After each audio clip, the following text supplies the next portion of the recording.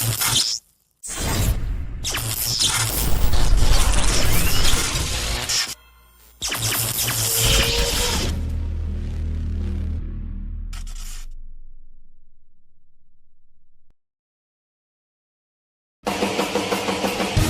up the middle. This one intercepted. Picked off in the flat. It's Lynch. You're better off just rolling it down the field, the 40-yard line, than kicking a line drive to number 15. And here he goes. The quarterback is on the loose. Here's Post up the middle. Post, he's got a seam and he's gone. Purdy makes one-man miss, spins away from a second. 10, still alive at the 5. Play action, Black to throw. Caught by Soden. Finley to his left, throws across the body, looking for Peters. He's got him on the run. Meanwhile, handoff. And look out to the house, Emmanuel Post. They're going to air it out. Deep down the near sideline. Touchdown, Londonderry. Unbelievable. The holder is Sabati. It's clean. The kick is up. Good. And good.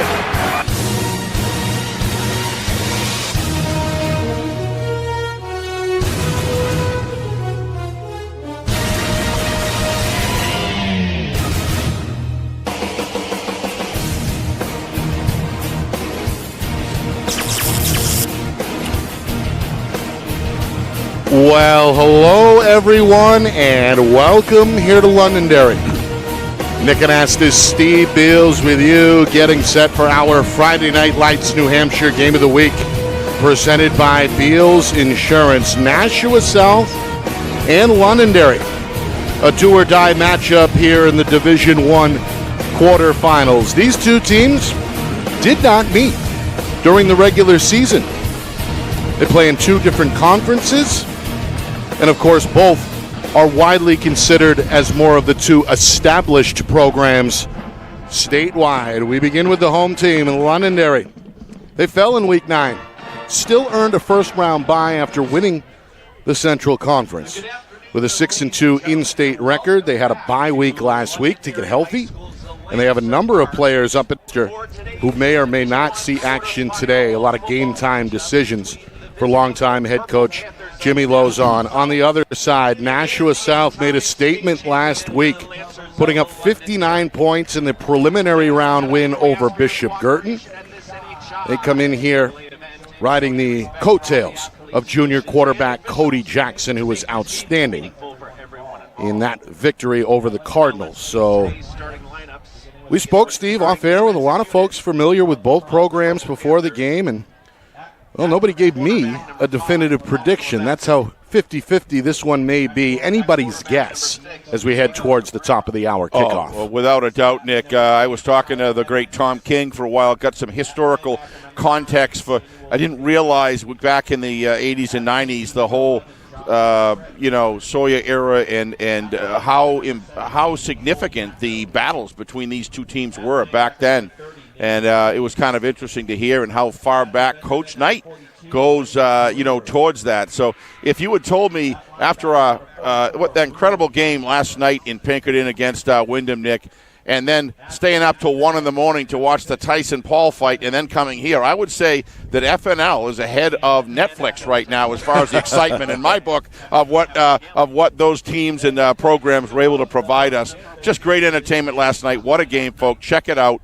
I don't expect any less, to your point, Nick, of this game. These two teams and now South completely healthy now with all of their starters back. Hard to imagine after the big win they had over in Souhegan High School against BG, Nick, that they're going to be adding back one of their star players in Fish. So, one of the things that we got to look for tonight, Nick, or today, is how these teams, how they stack up one another. One of the things that I think that Cody Jackson showed me last week, Nick, is he can fire a ball. I'm not even sure the win today is going to affect him much, the way the velocity in which he fires the ball. But that speed that he has, that Tom and I were talking about, to be able to break tackles and actually completely avoid people that you think have a beat on him, it's going to take Londonderry to have their best defense on the field, and Coach Lozon is known for rising to those occasions. Coach Knight, we talked about it last week, Nick. He looks as calm and confident as I've seen him. We had him on Gridiron a while ago, and you can tell he's in the groove. He's got a team that he knows can go the distance if they play their best football. So we're in for a matchup with both of these teams, and now we've got the eye in the league playing at each other over the next 2 weeks ahead. It's just going to be a great run. 55 degrees and sunny. The X factor may be the wind. Gusts expected up to 30 miles an hour throughout the region today. That has certainly not stopped the fans from turning out. On the near side here, a lot of blue and white as the Lancer supporters basically have filled the entire bleacher section. As they always do. As a standing student section, as expected as well. They have dubbed themselves the Swamp, and they will be vocal throughout the afternoon. On the other side, Nashua South, they brought their faithful with them as well. And again, seats are starting to become at a premium as we head towards capacity. We head toward the top of the hour kickoff, and a lot to get to between now and then. Coming up, we will see the entrance of the home team. That's always fun as they hit the field through the end zone, and then we'll have the coin toss and a live rendition of the national anthem from the critically acclaimed Londonderry Marching Band. So more in a moment. You are watching our Friday Night Lights New Hampshire Game of the Week, presented by Beals Insurance. Our broadcast today, as it always is brought to you by Beals Insurance Agency, with locations now in both Bedford and Londonderry. Whether you need home, auto, or business insurance, Beals Insurance will get you both the price and quality coverage that's right for you. Just call 603-471-9999 or visit BealsInsurance.com to request a free quote and start saving money today. Again, that's BealsInsurance.com. The New Hampshire Tomahawks promote the highest level of club lacrosse competition, not just in the state, but in the country. Looking to get recruited? Director Chris Cameron keeps an open dialogue with the nation's top college lacrosse coaches. Over 400 New Hampshire Tomahawks alumni have played at the college level, including the ACC, Big East, Big Ten, Ivy, NESCAC, NE10, and more. New Hampshire Tomahawks coaching staff has over 100 coaches, including current high school, varsity, and college coaches. The Tomahawks offer training for players of all ages, clinics, camps, and leagues, along with spring, summer, and fall elite teams. So play with the best. The New Hampshire Tomahawks, showcase and development for college lacrosse. Visit NewHampshireTomahawks.com and girls.nhtomahawks.com. How can you reach your team's fundraising goals at no risk and no cost? MG Sports offers a variety of products to make your team's fundraiser a success. Their products include discount tickets, cards, and calendar raffles to hundreds of local merchants throughout the New England area. Don't waste another season. Raise more funds than ever before and become another football program in New Hampshire that sets fundraising records every season. MG Sports, fundraising made easy. Visit mgsportsfundraising.com to start raising money for your team today. Colonial Printing is family owned and celebrating 50 years of quality print services for New Hampshire businesses and can help yours as well. Whether it's creative design, digital or offset printing, or banners and signs, with state-of-the-art technology, unlimited industry sources, and the ability to think outside the box, Colonial Printing will help you get your job done. To see their full list of services, promo products, and portfolio, or to request an estimate, visit colonialprintingnh.com. That's colonialprintingnh.com.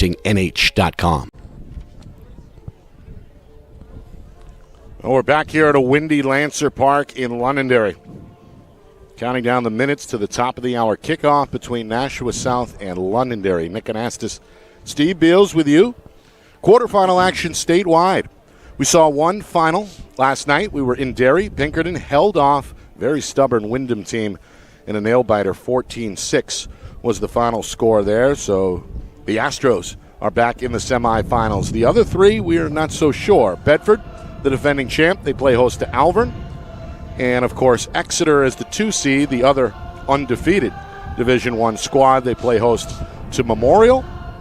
And, of course, the winner of this game will face the winner of the Blue Hawks and Crusaders. Yep, it's going to be a right now, all eyes are on your opponent today, though, Nick, more than ever. Both of these teams have got to look at the competition that they got today and say, every bit of our energy has got to be expended in this game. And then, having the opportunity to go to Exeter, Nick, is not going to be fun this year, I can tell you that, because that team is really solid. But Exeter has to get through Memorial. Right. So this is a far from over This thing, if there was an upset that very well could happen on either one of those other games, Nick, you could wind up with a complete, upheaval of perceived home field advantages projecting through, because that's why they play the games. And boy, this year, the teams that are left don't put anything away yet with the against the Alvarin Broncos, Nick, and the Memorial Crusaders, because these teams are scary teams, and they are not afraid of anybody. There you see longtime Londonderry head coach Jimmy Lozon. He's also the school's athletic director, leading his squad into the end zone here as they get set to take the field. And one of the more entertaining entrances statewide. You can see the flag bearer there. Yeah, they do it right here.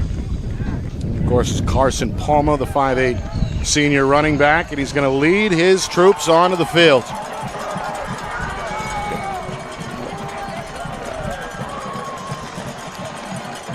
So here we go. One of the better entrances in the whole league, Nick, as far as I'm concerned. We saw it last night with the Astros coming on. Just so good. It really enhances that whole home field advantage feeling. It's not a guarantee, but it sure is a shot in the arm for the team that's home. John Barron out there with his roamer camera, and always enjoy the pictures we get with that entrance with Londonderry. All right, Steve, keys here both ways. What's it going to take for South and for Londonderry to win this one? Well, I'm going to say that Exeter game, I thought one of the keys that we had, Nick, was a pretty good one, and was Londonderry defensive backfield with a height advantage that the receivers had from Exeter able to were they able to hold up? And as you could see, the Graney was a huge factor in that game, and I think that was part of the reason. I say the same thing here today against the Cody Jackson and his receiver core, that the pressure is going to be high on this Londonderry defensive backfield, but they are outstanding as far as coverage.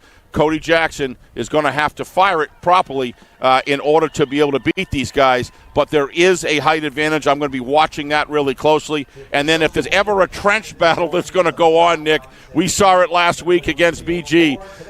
This South team has a solid offense and defensive line, and so doesn't Londonderry.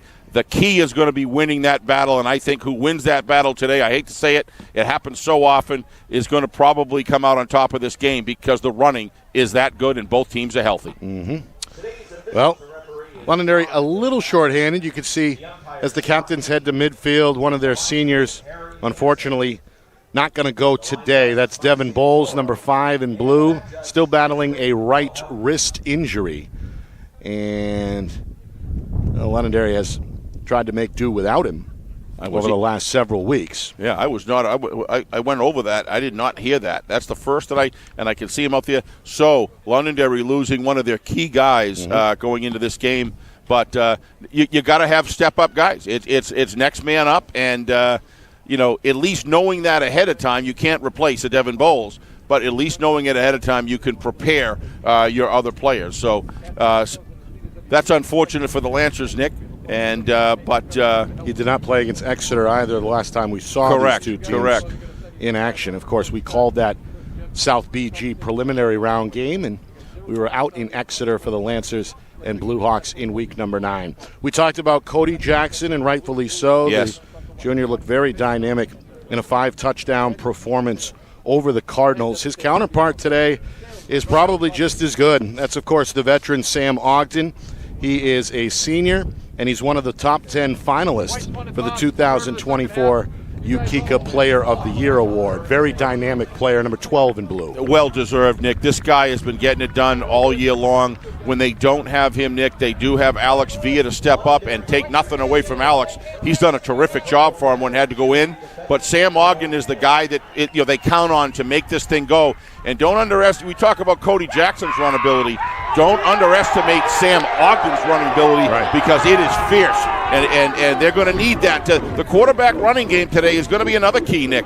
Who can rack up the yardage and force the defense to pay enough attention to him with this windy day as far as passing is concerned? Who's they going to force to pay attention to him to open up running lanes for their other runners and maybe some play action passes? The more shorter stuff with more high percentage given the environment. All right, let's turn things down to the field for a live rendition of the national anthem by the Londonderry Marching Band. By the world-renowned Londonderry Lancer High School Marching Band in Colorado. introduction of Mr. Serge Bolio.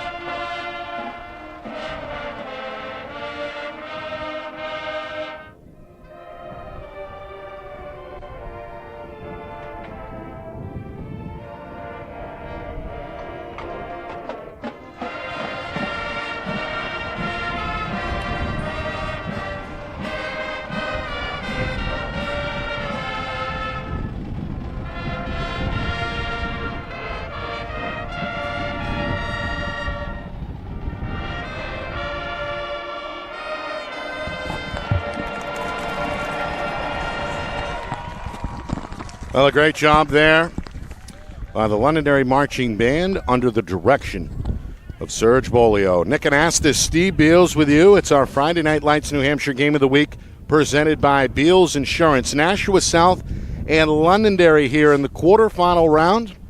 Both teams hoping to punch their ticket to the semifinals with a win today. Our referees and officials: referee Tom Gilpatrick, Sean Bean, Harry Hansen, Mike Santoro, and the back judge is Rick Wilhelmi. Nashua South, they won the coin toss. They defer to the second half, so Londonderry will receive. And they send, looks like 3 men back deep here, with the 4th actually jogging onto the field. South getting set to kick here from right to left. Liam Gallagher is the senior kicker. Got a strong leg. Lancers in a diamond formation, getting set to return. How am I not surprised there? It's a squib, comes near side. It's fielded off the bounce, and a pretty good return up to the 40-yard line by Nice Londonderry's Damon Dawson. One nice of the hit by 42, Nick. All right, so here come the Lancer offense. Raymond Karuru. As we get a look at Sam Ogden. Again, he was part of that 4-quarterback rotation that all saw action last year. He and classmate Alex Villa come back, and Villa expected to take a few snaps today, but primarily it'll be Ogden's job to operate the controls here of the offense. A lot of that's game situations, Nick, when Coach brings him in. Meanwhile, we get an early whistle as the players come to the line of scrimmage. And the ball, I guess, jumped a bit. Again, the wind is a factor. Nearly 30-mile-an-hour gusts have been blowing off and on already and expected to continue throughout the afternoon. All right, South, they're going to bring 4 defensive linemen as Ogden gets set here in the pistol. A hard count. It looks like they're going to change up here. And we may see this often today as well. Look for a run to the left. Yep, there you go. Pitch, and here he comes. First carry for Adrian Cruz is a good one. Yeah, that's a first down and then some. A 16-yard pickup to his left, and he pounds his chest after that one. Yeah, that's all. From the sideline, Nick. They read those defensive formation. I knew it was going to be a run to the left. They left some big gaps here. Not only in the line, Nick, but linebacker had moved further inside. That off tackle was open. So nice switch up. Sam Ogden knows exactly what Coach Lowe's on when he wants him to look to the sidelines after the read. So good start there for Londonderry so far. 3 receivers set now. On 1st and 10, Ogden looks to his left. He's going to throw a short pass. It's caught by Cruz. Cruz is hunted down from behind and stopped by Kevin Hamill, just shy of the Purple Panther 40-yard line. Yeah, nice cover there by a nice pickup. But, nevertheless, it still looks like, what, is it 4 yard? Maybe a 4-yard gain. I don't know why they're moving both sticks up there. Looks like a new stick person out there. He's got it right now. It's a 4-yard gain. 2nd down and 6. Londonderry hurries to the line. They go back to Cruz. Looks for some room to his right, but he's going to be wrapped up there at the line of scrimmage. It's by Blown number dead 30. there. Great stop. As Nathan Case, we'll call his name a few times, I'm sure, today comes up to make the stop for South. And now a 3rd down and 5 officially on the way for Londonderry. Yeah, this offensive line of Londonderry is respected all over the league, but so is this defensive line of South. I love to see these battles of well-coached linemen on both sides of the ball go at it. You're going to see that today. And this linebacker core really impressed me last week, Nick, as they gelled against the BG Cardinals. Lancers hoping to get the ball to the 35-yard line. They're going to pitch. Cruz has got space and a 1st down. He cuts up the middle, and now a foot race at the 20. Slices down to the 15. Another big pickup there as Cruz puts 25 yards more to his tally. You're going to see the blocking on the left-hand side here. Watch this, a 60 inside. Number 9 receiver down the field to get his blocks in. They do it right. Again, the no huddle. Ogden going to keep it himself as he navigates to his right. Leans his shoulder down to the 10-yard line. Sam is just terrific at knowing when to keep it and knowing just the right time to decoy and fake. Did a great job there and picked up a lot of yardage. The line crew, the stick crew over there is having a heck of a time with the wind blowing things around, Nick. But they're set up now. Not an easy job today. No. 5-yard gain for Ogden sets up 2nd down and 5. Londonderry in the red zone. They fake to Cruz. They keep with Ogden. He runs to his right. He dances inside the 5 before he's dropped down. Almost in. A little shy of the goal line. They're going to mark him at the 1. So 1st and goal coming up here for Londonderry. I think we've seen between the communication from the sideline and the choices that Sam Ogden is making on the field, Nick. He is dialed in today. Probably had a very good week of practice. When you see things go off this early, he's executing at a high level. Lancers knocking on the door. Less than 3 minutes gone by in the game. Cruz is the tail. Ogden the snap. Hands to Cruz. He runs to his right, and he's in for a touchdown. Offensive surge. Londonderry going to take the opening drive down the field. 60 yards in less than 3 minutes.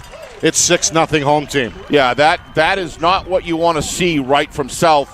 Is losing the trench battle, Nick, on the goal line. This offensive unit of Londonderry has been solid all year. South's going to have to kind of match that. They have the talent to do it, but they're just getting off the line. Londonderry's coming in lower and quicker off the line and getting into the bellies of the defensive end of the defensive line. Here's the left-footed kicker, Blake Thompson, the senior, trying to add the extra point into the wind. This kick is up and good. 7-0. Well, no problem for Londonderry. Impressive drive. They had the week off. Got a little bit healthier. Yep. And Coach Lozon's fired up as the game plan executed well there on the opening drive. Well, Devin Bowles is no question that he helps this team wherever he plays on offense or defense. But losing him at linebacker, Nick, is a tough one. So there's going to have to be a lot of stepping up. They have the talent to do that because they're going to need him against this Cody Jackson and this running team that they have. And also, if you're going to blitz and pack, Devin is kind of a emotional leader, but they've got so many leaders on this team. If they step up today, they can try to narrow that gap as much as they can. This is really important here, Nick, for South to gather this ball in, get some good field position so Coach Knight can open up his playbook and answer back. So, South going to send 2 men back deep here. Both are speed threats. Diego Cabrera, the senior, and his classmate Colin Kachanik. Yeah, my guess, Nick, with the wind right in Londonderry's face at 25 miles an hour, they're going to probably kick it low, if not pound a worm burner down the field. We'll see.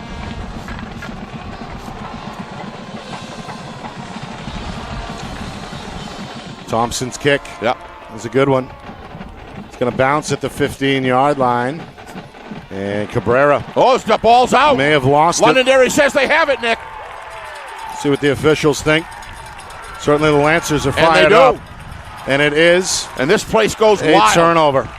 Special teams factoring in here. The wind may have played a role there as well, as it seemed like Cabrera never quite had it off the bounce. Yeah, it took a really corky-type knuckleball, look to the ball, Nick, when it was kicked out. And then instead of bouncing to him, it bounced back towards the kickoff side. And I think that he never got, as you said, Nick, he never got a clean handle on it. And, of course, they came in streaking like a force there. I really like that Londonderry band Wind of Wizard of Oz instrumental there, Nick, before the kickoff. Didn't want that to go unnoticed. So now Londonderry on the verge of re-entering the red zone from the 21-yard line, 1st and 10. Ogden, a stretch run to his right. Defense. Not going to get much. Never turned the corner. Tackled there below the knee by Colin Levesque for Nashua South. Great job by South, Nick, stringing that ball out and having a bunch of guys at the point of attack. That's more like what we saw last week. They understand out there how important this is to get a stop here. 2nd down and 9. Got an I formation here. Ogden going to go under center for the first time. Cruz the tail. There's a wing to the right. They run right. Cruz is hunted down but breaks a tackle. Second effort going to get him down to the 15. Somebody's got really one of their linebackers, 44, injured his right side, right torso, Nick, and he is in a lot of pain right now. Let's hope this is just short term and he's okay, but he's... Yeah, they're kind of... He's in a lot of pain. And looks like they're sending him to the sideline, so still hoping for the best for this young man. Athletic trainers on the field here as a hush goes over the crowd. Looks like he's holding his more the humerus shoulder area, Nick. He's up, sitting up, so that's good. And, of course, is Bruno Goncalves, one of their defensive leaders. The junior on his feet. Yeah, he's a big asset for South, Nick. Coach Lozon gives him a love tap from the Londonderry sideline. Coach Lozon knows how important it is for these guys to be in the game. And it's about these young men, Nick. That's what it's about. So we hope to see Goncalves return. And we'll keep an eye on that situation. Meanwhile, we have a 3rd down and 4 coming up. After that 5-yard run by Cruz. 3rd and 4 here, less than 4 minutes gone by first quarter. Quick update, Nick. They're massaging the shoulder, so hopefully this is just a... Again, Ogden under center here against the 4-man front. A toss to blocking. Cruz. He's inside the end zone for a touchdown. Great lead blocking right there, Nick. You saw it. A 15-yard scramble. And Londonderry off to a dream start here. 2 touchdowns on the board in just 4 minutes and 13 seconds. You're going to see here on the replay this lead blocking. Talk about throwing multiple blockers at the attack, Nick. They just opened up a monster hole here. Watch, good seal inside. Look at 3 blockers ahead. Kick out from 51. Inside seal. Nobody there. Wow, what a good-looking run that was for the Lancers, Nick. A 16-yard touchdown run. Cruz already with 2 scores to his credit. Meanwhile, a low snap, but a good hold. Yeah, you said it. And Thompson bangs through the extra point. So, after the special teams turnover, Londonderry takes advantage of the short field. And 3 plays later, they're back in the end zone. 14-zip in favor of Londonderry. Well, I don't think you could have choreographed a better start for Coach Lozon and crew, Nick. This is exactly what you want as a home field advantage, coming in and getting up early. Somewhat a resemblance of what we saw last night in Pinkerton, Nick, where they jumped up 14-0, and then all of a sudden that first-rate defense from Wyndham just began to make some good adjustments. But they're going to have to do that. That being South, going to have to do that now, Nick, because this game kind of feels like it's running downhill like last night. Let's see if they can turn the water spigot off and get some offense building of their own. Pinkerton scored 14 points in 6 minutes last night. Wyndham, they never quit. No, ultimately, though, it was the Astros who prevailed 14-6. So a similar start here for Londonderry. Thought Coach O'Reilly last night, Nick, did a magnificent job of staying cool, as he always does. Kind of manage that game through in that second half and knew how to handle a lead. Thompson's kick. What a kick.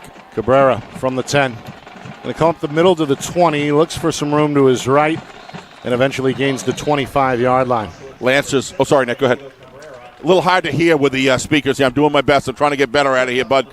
Bear with me. But I I look out in the field right now, and the Lancers are playing inspired football. A little bit of a slow start here. It's almost like South feels like they're getting swarmed in every play. Kind of give us a minute to catch up, but they're going to have to get going here right away, or this game's going to get out of control. First snap coming up on offense is Cody Jackson, the junior, out of the gun, going to hand off. It's a left side run. Sam Levine on his first. No, that's not Levine. That's number 8, Kyle Emmons, not number 9. We'll see both Emmons and Levine work out of the backfield. Either way, a minimal gain there of 2 to set up second down and 8. Yeah, a gain looks to me like about 4.5. But that was a good job of blocking, Nick. They got off the ball much better. They go right to the line of scrimmage. They roll out Jackson on second down. He throws. It's caught by Levine, and he's tackled just shy of the 30-yard line. Tried to spin his way out of the grasp of the defender. But a good job rallying to the football there by Londonderry's Colby Waldron, the senior, with his first tackle. Third down and 5 coming up. Big third down and 5, Nick, for sure. They're running a little hurry up right now. Jackson handoff, stretch run Levine, trying to find the 35, and he's tackled shy. Out of the secondary is Javion Teeter, the 6-foot junior, who has played well for Londonderry all season. 3 tackles there, Nick, right at the point of attack. The runner goes down. That's what you need to do. That's what you got to do against any running game, but that's just great tackling. That doesn't come by accident. South going to go for it here on 4th and 1. Wow, you talk about rolling it. From their own 34-yard line, there's 3 receivers to the right. Jackson may have just changed the play. Londonderry with 5 defensive linemen. I expect Jackson to run the ball if anybody. It's a quick throw instead, and it's caught by Justin Fish, but he may have lost the ball. They're going to rule him out of bounds. It is a first down as the sophomore signals to move the chains. Yeah, he not only pulled it in, Nick, he made it advance with the ball, so clearly it was a possession. And very fortunately for South, that went out of bounds, but give Cody Jackson credit. He looked the other way, gave him a little separation from the defender, and he was able to complete the pass. Here's second completion, make it third completion. Fish upended just 3 yards downfield as Teeter comes up with another stop for Londonderry. Yeah, here's a guy, Nick. How many times have I heard you call Teeter's name on tackles throughout the year when we've covered Londonderry? He's one of those supporting guys that just is a really important part of the tackling defense. Look at Cody. Meanwhile, Jackson up the middle is going to break a tackle, first down and then some. Breaks out to the right side, down the sideline, and tackled just shy of the 30-yard line by Ogden. So Jackson showing you what he can do with the legs there on a big-time scramble.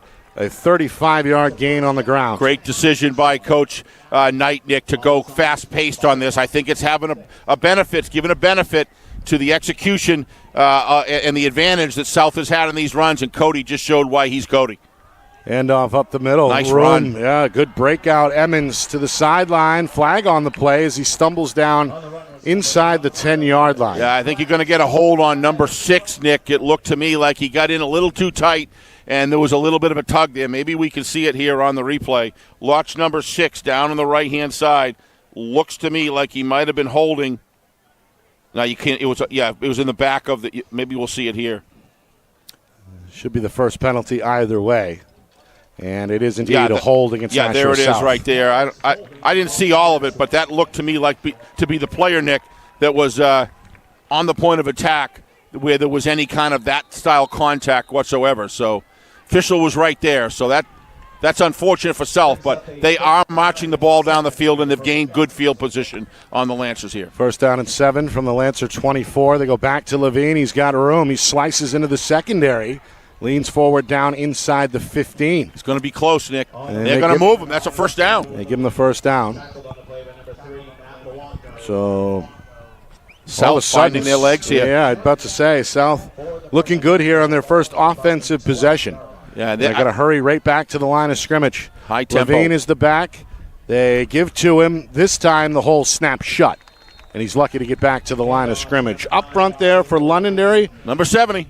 Colin Kuchar, 6'6", 285, the senior, widely regarded as one of the better two-way linemen statewide. Yeah, even though they didn't, are they going high? Yep, they're up again. Yeah, it's hard to get a word in here with the speed here of this offense, and in fact, Coach Lozon is going to pump the brakes and call a timeout. Our broadcast brought to you by Beals Insurance, locations in both Bedford and Londonderry. Whether you need home, auto, or business insurance, Beals Insurance. Get you the price and quality coverage that's right for you. Visit BealsInsurance.com. Also by MG Sports Fundraising. That's fundraising made easy.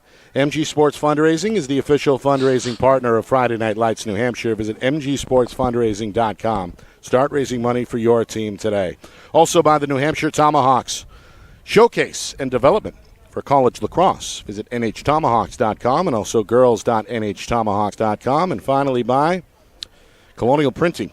Family owned and operated for over 50 years. Start your next project today at colonialprintingnh.com. Nick Anastas, Steve Beals with you in our Friday Night Lights New Hampshire Game of the Week, presented by Beals Insurance. Londonderry got off to a good start.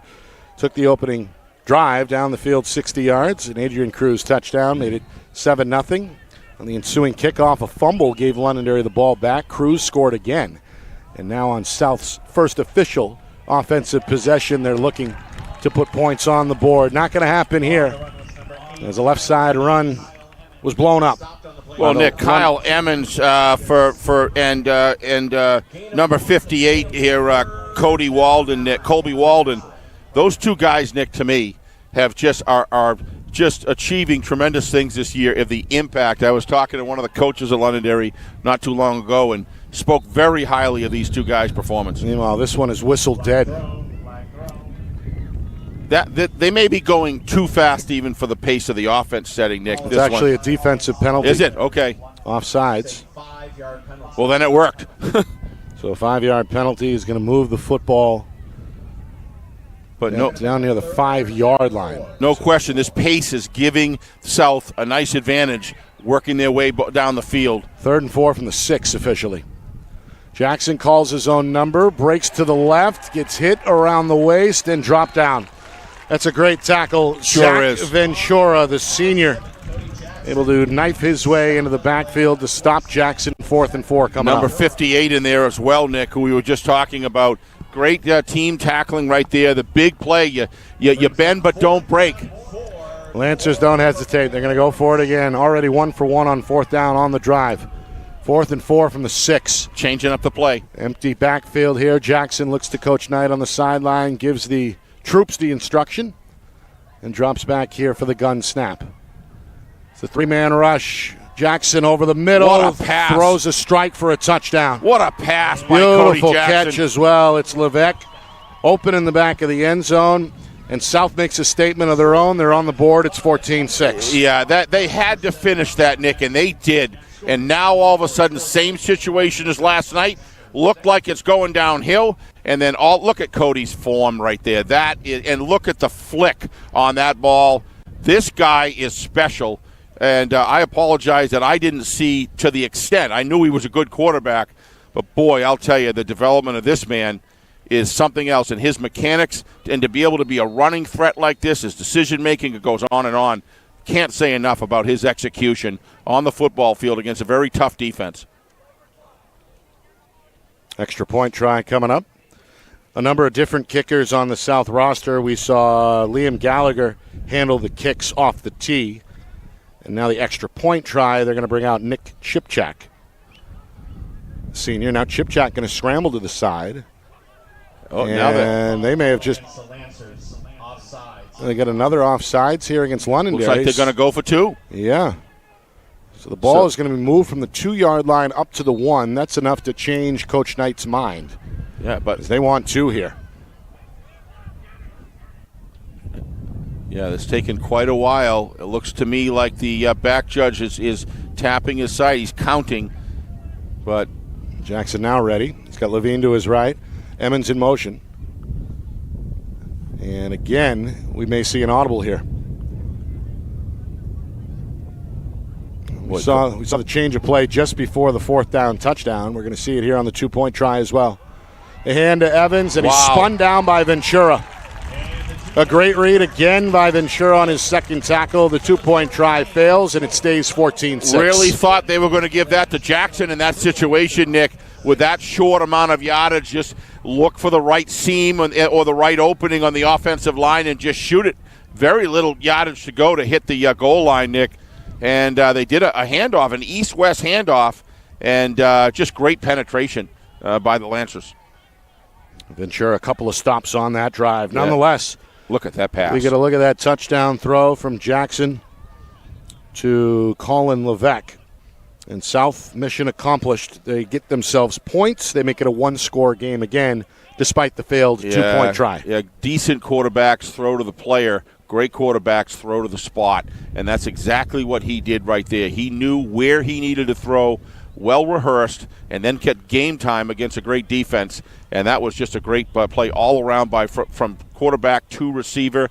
Got him a nice open pocket to throw that ball, nice open seam. And they really needed that extra point, Nick. But the big thing they needed to get was to get on the board and cut the downhill stride of Londonderry that they were in. Let's see what they can do here on defense against the Lancers. Squib kick. Dawson to his right is going to watch it go out of bounds. The official is going to throw a flag. Yeah, that's going to give Londonderry some pretty good field position right there. Coach Lozon right there with the line judge, or the linesman rather, Harry Hansen. And we're going to see Londonderry begin the drive where exactly? Coach Lozon's always been very interactive with the officials, Nick. We've seen it for years. And he's always looking to make sure that, he's getting his points across to what he's seeing, looking for tendencies. Remember 3 or 4 years ago, he had this coming out in the field, but he's very engaged all the time, but does it respectfully all the time, and looking to be an advocate for his team. 1st and 10 from their own 35. Third possession for Londonderry in this first quarter. He's got an edge right there. Cruz around the corner. First down, spins to midfield. A 15-yard pickup. Cruz off to a great start in this first quarter. Yeah, you're going to see the left edge. Watch the edge open up. Look at the seal block. You're going to see it as he goes by. 48, I think it was, had him inside. And then downfield blocking by number 11. Terrific job by Mason Parquette. Tackle made there by Josh Tripp. He was one of the players who returned to practice this week after missing several games. They certainly appreciate him in that secondary. Meanwhile, Ogden goes straight up the middle for a 9-yard carry on first down. He's pulled down by Nathan Case, his second stop for Nashua South. Coach's dream right there, or an offensive coordinator's dream, when you can get, second down and 1 to second down and 4, Nick. That just changes the complexion of the game. I can tell you, gives you a lot of confidence to call your whole playbook. Second down and 2 officially. Cruz got room. However, a flag on the play. As Case comes up to make the stop. Well, that flag thrown right away. Wow. Let's take a look at this, right? It looked like to me everybody had the proper fit, but they were right on it and very deliberate about it. So he clearly saw something, probably a clutch or something like that, if it is in fact a hold. We're going to see it here. Let's see if we can see. Well, you got the inside seal right there by... It's a hold against the Lancers, their third penalty. Didn't see it, but that doesn't mean it wasn't there. That's a costly one right there, Nick, at the timing. Well, the referee, Tom Gilpatrick, he's already been busy. 5 combined penalties between the two squads. We're going to back Londonderry up to midfield. And now a timeout is called by Nashua South, as the Purple Panthers want to talk it over. So each team now has spent 1 timeout apiece. Nick Anastas, Steve Beals with you. Quarterfinal action here between Londonderry and Nashua South. The winner gets the winner of Exeter and Memorial. Those 2 teams are underway out on the seacoast. Pinkerton, they punched their ticket to the semis last night with a win over Wyndham. They await the Bedford and Alvern victor. And the Broncos and Bulldogs facing off right now over in Bedford. Of course, these 2 teams on everybody's radar all season long. Nashua South missed the playoffs the last few years. Won the first 7 games on the schedule. Unbeaten. Bedford handed them a loss in week number 8. And Goffstown pulled an upset over South in week number 9. All that long ago as South took care of business in a major way last week. 59 points en route to a blowout win over BG. Londonderry, of course, 6-3 overall in the regular season. That included 1 out-of-state loss. Ended up tied at the top of the Central Division via the tiebreaker earned themselves the number 3 seed and a bye last week. So they reset, and we've got ourselves another 1st and 10 from midfield as the hold apparently occurred 10 yards downfield. Handoff Cruz, right side run, dragged down by Levine into the South territory where at the 46, a 4-yard gain for Cruz, who's been the workhorse as expected early on in this one. Inside of 2 minutes to go, first quarter. Sam Ogden, a quick word with Coach Lozon, and now back in the huddle here. Final 100 seconds of this first quarter. 3 receivers set. Ogden looks to his right. Gets the green light from the sideline against this 4-man front. Going to keep it himself. And what an open field tackle from there. behind by Levine. 2-yard gain. What a great job slicing through that defense, Nick. They had the edge blocked there. He doesn't do that. He probably goes for 7, 8, 9 more yards, Nick. That's a big tackle at a very important time by Levine. He was impressive last week, wasn't he? He's been great all year. Yes, he has. But we've got a great window into seeing the team in person. 3rd and 3. Last week. First down stick at the 40. Ogden, a pitch. Well done. Cruz got the first. And Tripp's going to wrestle him down inside the 35-yard line. Yeah, Sam Ogden, if you want to see how to run the option, Nick, that's how to do it. He knows when to pitch. He's a force himself. That's a lot of it. They have to honor him. And as he cuts inside and then he pitches out that ball, he draws the defense towards him and allows the eventual runner to get a lot of yardage. So and Cruz is just the type of runner you want to give it to. He's very shifty. The idea is to get him on a one-on-one in the open field. Alex Villa checks in at quarterback for the first time. The tight end takes a snap. Going to run right side, lower the shoulder. Is met by Emmons at the line of scrimmage. May have gotten a yard on the lean forward, and that may be the final play of this first quarter. As Londonderry, very satisfied, jumped out in front 14-0. And now lead 14-6 after 12 minutes of action here at Lancer Park. Right back to Londonderry in a moment. You are watching our Friday Night Lights New Hampshire Game of the Week, presented by Beals Insurance.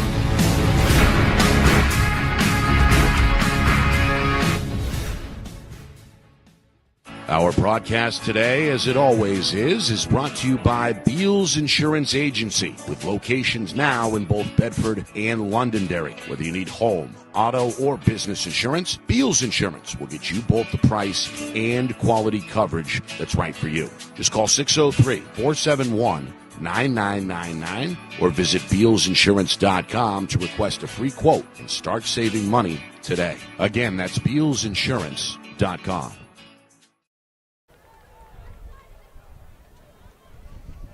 Well, back here for the start of the second quarter in Londonderry. Nick Anastas, Steve Beals with you. Lancers facing now a 2nd down and 9, leading here by a score of 14-6 over Nashua South. Nick Anastas, Steve Beals with you. Villa back in at quarterback. They call his number. He goes left and he runs over Tripp on his way inside the 25, stopped at the 21. Villa load to bring down, as we know. One of their better two-way players plays up front. And, of course, has taken snaps periodically all season long for the last 2 years. He's going to stay in the huddle here for the upcoming 1st down and 10. Londonderry on the verge of breaking back into the red zone. Of course, the Lancers got the start they wanted, took the opening kickoff, marched it down the field. Adrian Cruz, a 1-yard touchdown, made it 7-zip. On the ensuing kickoff, South's Diego Cabrera lost the ball. Londonderry took advantage of the short field after the recovery. Cruz scored from 16 yards out. Then on South's first possession, Cody Jackson got going on 4th down through a 6-yard touchdown pass 2-point try failed. 14-6 where we are is Villa. Inside the red zone again, tackled at the 18-yard line. I just think this is a great thing. You got Villa, who just absolutely loves to just use himself as a hammer to drive yardage down the field and wear out the defense. And at the same time, giving Sam Ogden an opportunity to rest, talk to the coaches, and make some adjustments, make some changes. It's just a great way to get him into the flow of the game offensively, Nick, and give a different look. And it's been very effective when I've seen them use it. A lot of that's because Villa is just that good. And don't underestimate, this guy can throw the football too. So don't just think he's in there just for him. He can do a lot of different things. Meanwhile, personnel not quite right for Londonderry. Coach Lozon's going to use his second time out here with a minute and a half gone by in the second quarter. Of course, the winner of this quarterfinal will face the winner of Memorial and Exeter. The Crusaders playing host to the Blue Hawks playing host to the Crusaders right now. Out east, Pinkerton, they're already in the semis. They beat Wyndham last night in a great game, 14-6. That broadcast is up on our YouTube channel.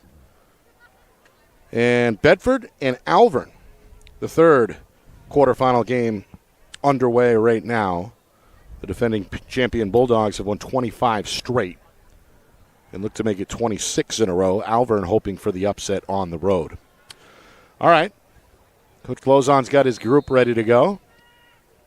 And it's an empty set here with two tight ends. Cruz is going to move in motion. Villa takes the snap, and it's tackled in the hole. Able to lean forward. Down inside the 15 to the 13. The 3rd and 2 coming up here. Levine, another tackle for Nashua South. His third stop already. So Villa's going to remain in the driver's seat here and stay in the huddle. Again, you can see the direct communication happening between head coach on the sideline and quarterback in the huddle. 3rd and 2 from the 12. Londonderry looking to get down inside the 10 for a first down. 4 defensive linemen for South.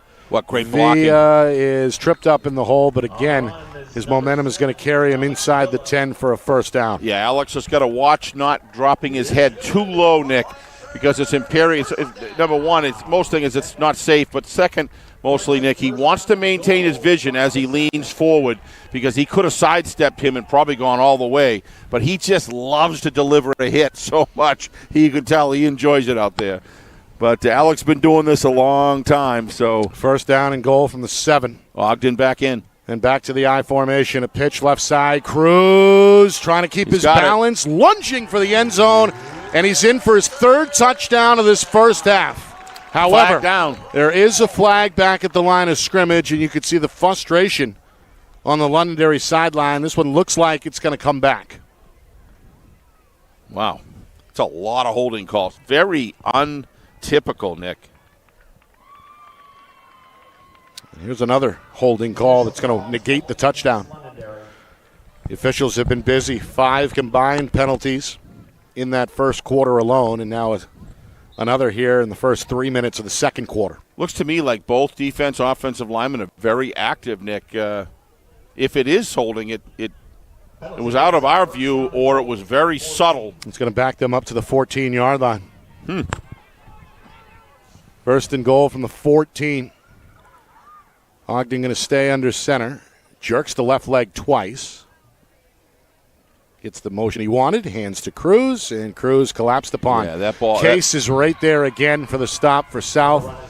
And also Ray Karuru. He's been outstanding, especially lately. The junior checks in there with the stop, no gain on the run for Cruz. Yeah, that play never developed right, Nick. There was some mix-up as far as getting the blocker in position on setback and didn't get into the hole. There was just the whole thing just worked its way down, and it didn't kind of flow right. Gave the defense plenty of time to adjust for what they were seeing, and they did just that. So good defense there by South for picking that up. But the officials gave Cruz a favorable spot with forward motion, actually gained 2 yards. Lancers ready to go for 2nd and goal from the 12. Another pitch, Cruz. The junior's been busy. Cuts it up, makes his way inside the 10 before he's wrapped up and spun down by Kevin Hamill. We're going to mark him somewhere in the vicinity of the 5-yard line. So this is going to be an interesting call right here. What do? You put Ogden back in the game as you work your way down the field. With him in there, you've clearly got a bona fide run and handoff and pass potential threat here, Nick. So 3rd and goal from the 6. Lancers trying to reestablish a 2-score lead. Really interested to see the play call here. My guess is it's going to be a pass. Out of the pistol, Cruz the back. Man in motion, snap taken. They're going to roll Ogden to the right. Ooh. He's got the pitch. Over to John Inglis, and Inglis is going to find the end zone. And no flags. Well, that's how you run the pitch. Wait till the last moment. Inglis, on his first touch, is in the right place at the right time for the 6-yard touchdown. Well, what you're going to see here is Sam Ogden getting separation from his tackler, which gave him the capability to pitch that. It's not a pass, but look, when I watch, he gets separation, turns his back on him, so he's open to pitch. And he delivers a strike and a nice run to finish it for a touchdown. Boy, that's a lot of adversity when you have a holding call, Nick, in that position to be able to get those 15 yards into the end zone. Thompson's kick up and good as it sneaks inside the left upright. So Londonderry have scored touchdowns on their first 3 possessions, and they lead by their largest margin, 21-6. Yeah, that's where we turn away from what happened last night, Nick, and look at advancing the score in the first half by 2 scores. So Londonderry, I'm sure Coach Lozon, after that touchdown, gives him a sense of comfort that he may not have had maybe 10 minutes ago, Nick. But, South has shown some areas where they've been able to stop the run. But those pitches, unlike last night for Wyndham, Nick, are working for Londonderry today. 21-6. Lancers fired up. Adrian Cruz was the bell cow there. Alex Villa had 5 carries on the drive himself, but it's John Inglis, the senior, who finishes the job there on 3rd and goal. Well, I thought they were going to pass it because I saw the wide out. I thought they were looking for some inside green area for Ogden to fire the ball to, but ended up going with the pitch, and it worked for them. They have so many runners, Nick, that can get the job done. They have their top guys they use, but there's some backup guys that they put in the game, and they just execute for them so well. Thompson, a high end-over-end kick. It Whoa. goes over the head of Levine. Going to have to backtrack into the end zone. And we got a touchback here coming up. Well, had the wind advantage there, Nick, but that was still one heck of a kick right there. That had a lot of air under it. And we've seen Thompson get some boomers off the last couple of years. 2-year starter. And that one, as you can see, went over the head of Levine. He actually reached up and got a piece of it with his left hand. So, South with work to do again. Down 2 scores here, nearly 5 minutes into the second quarter. They've only had the ball once. They were able to capitalize on a 4th and goal situation. And are tasked to go down the field yet again here against this Lancer defense from their own 20-yard line. Out of the gun, Jackson, handoff Levine. He's got a seam. He turns upfield. He runs a man over at the 30, and the ball pops out. Lancers have it. It's recovered by Teeter, and Londonderry is going to take over at the South 39-yard line, I believe. However, the officials are talking about it now. They do signal Londonderry ball, so that's the 2nd fumble lost. That's a big one. By Nashua South. Yeah, and by a short-handed runner, Nick, right there. And this is just, we're going to see it again here. Now, watch the hit that comes in right in. Watch this. To do that, to have the guts to do that with a guy as strong and rugged as Cody Jackson, Nick, I think that was number 6 who came in with a heck of a hit on Jackson and jarred that ball loose. It's these little things that are big things. Ethan Wheeler. And he delivered right there. Ethan did. Ethan Wheeler forced it. Teeter recovered it. And Levine lost it after a 19-yard gain. Ogden in a little bit of trouble. Fakes the toss, and now it's taken over by Inglis. He's trying to protect the football against 3 different defenders before he's finally dropped near the line of scrimmage. So a little misdirection there. Almost worked, but South in the end able to recover. Let's give Colvin Levesque all the credit in the world, Nick, for remaining disciplined and to control backside. There's so much tendency to say, I see it rolling, pitch the other way, I'm going to go downfield and, on the back of the linebacker area, and I'm going to make that tackle. And he didn't. He stayed disciplined and planted there. He knew his responsibility. So that's just good coaching and a player that adheres to the rules of football. He knew his assignment, so a lot of credit goes to him. 2nd down and 7, midway through second quarter. Londonderry looking to tack some points onto their 15-point lead. Not going to happen here as flags fly. Yeah, a little bit of an issue here. Londonderry, they've had 3 plays, 2 in specific, but 3 plays that the flow of it just is not going right. Don't really understand what it is, but they've committed 5 penalties in this first half, including that false start. 3 holdings, right? And then 2 false starts. Have I got that right? Yeah, I believe so. Okay. So 2nd down and 12. they've been able to overcome it, with these penalties, and that's credit to them. But, it's a lot to overcome. Got a 2nd and 12. Ogden looking to go to the air. Short pass collected by Cruz, and he's punished immediately. Levine right in his face, let him know about it as well. Yeah, it's just good players on this South team, Nick, that tackle well. We saw it. In on the tackle was number 9. These are the sort of things that they need. They need possession to get Jackson back on the field and have no damage from the turnovers. Turnovers that you can, you're still having time run off the clock, but if you can stop the opposition from scoring after you've committed a turnover, that's a big lift right there. I got a second life. Now we got to execute. Those are the sort of things that South's got to do here in order to get back into this game.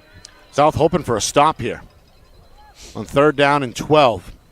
3-man rush. Ogden is going to run, trying to scramble up the middle. Lowers that right shoulder and is dropped by Nathan Case at the 39-yard line, about 8 yards short of the first down marker. Be an interesting call, Nick, here. Whether he goes for it, my guess is he will, and he's going to.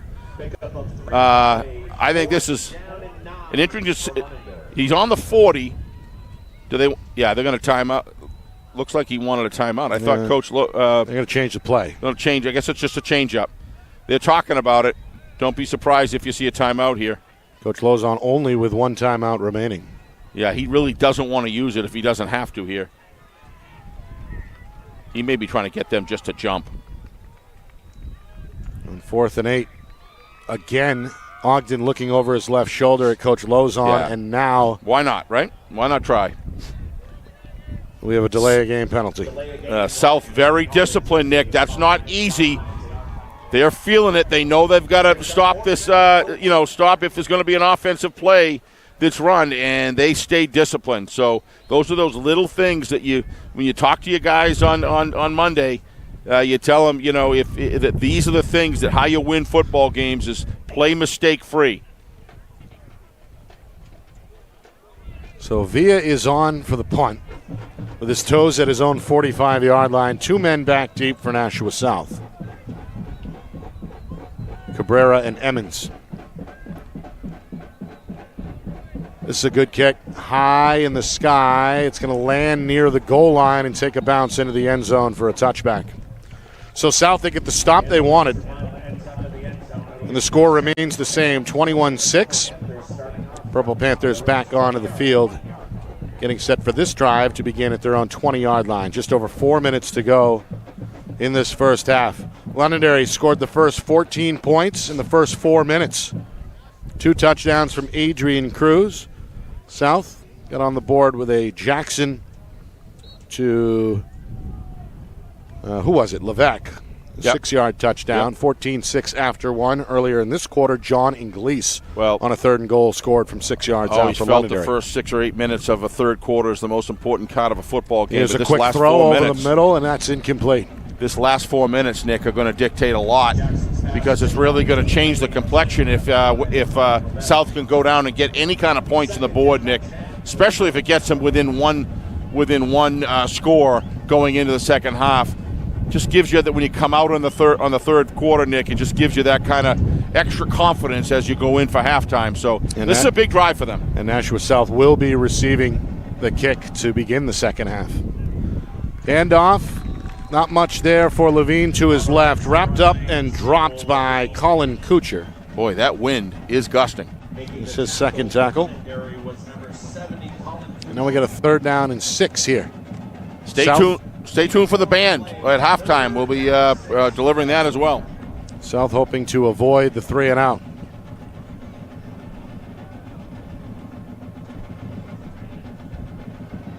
Left side run, and that's not going to happen. 76.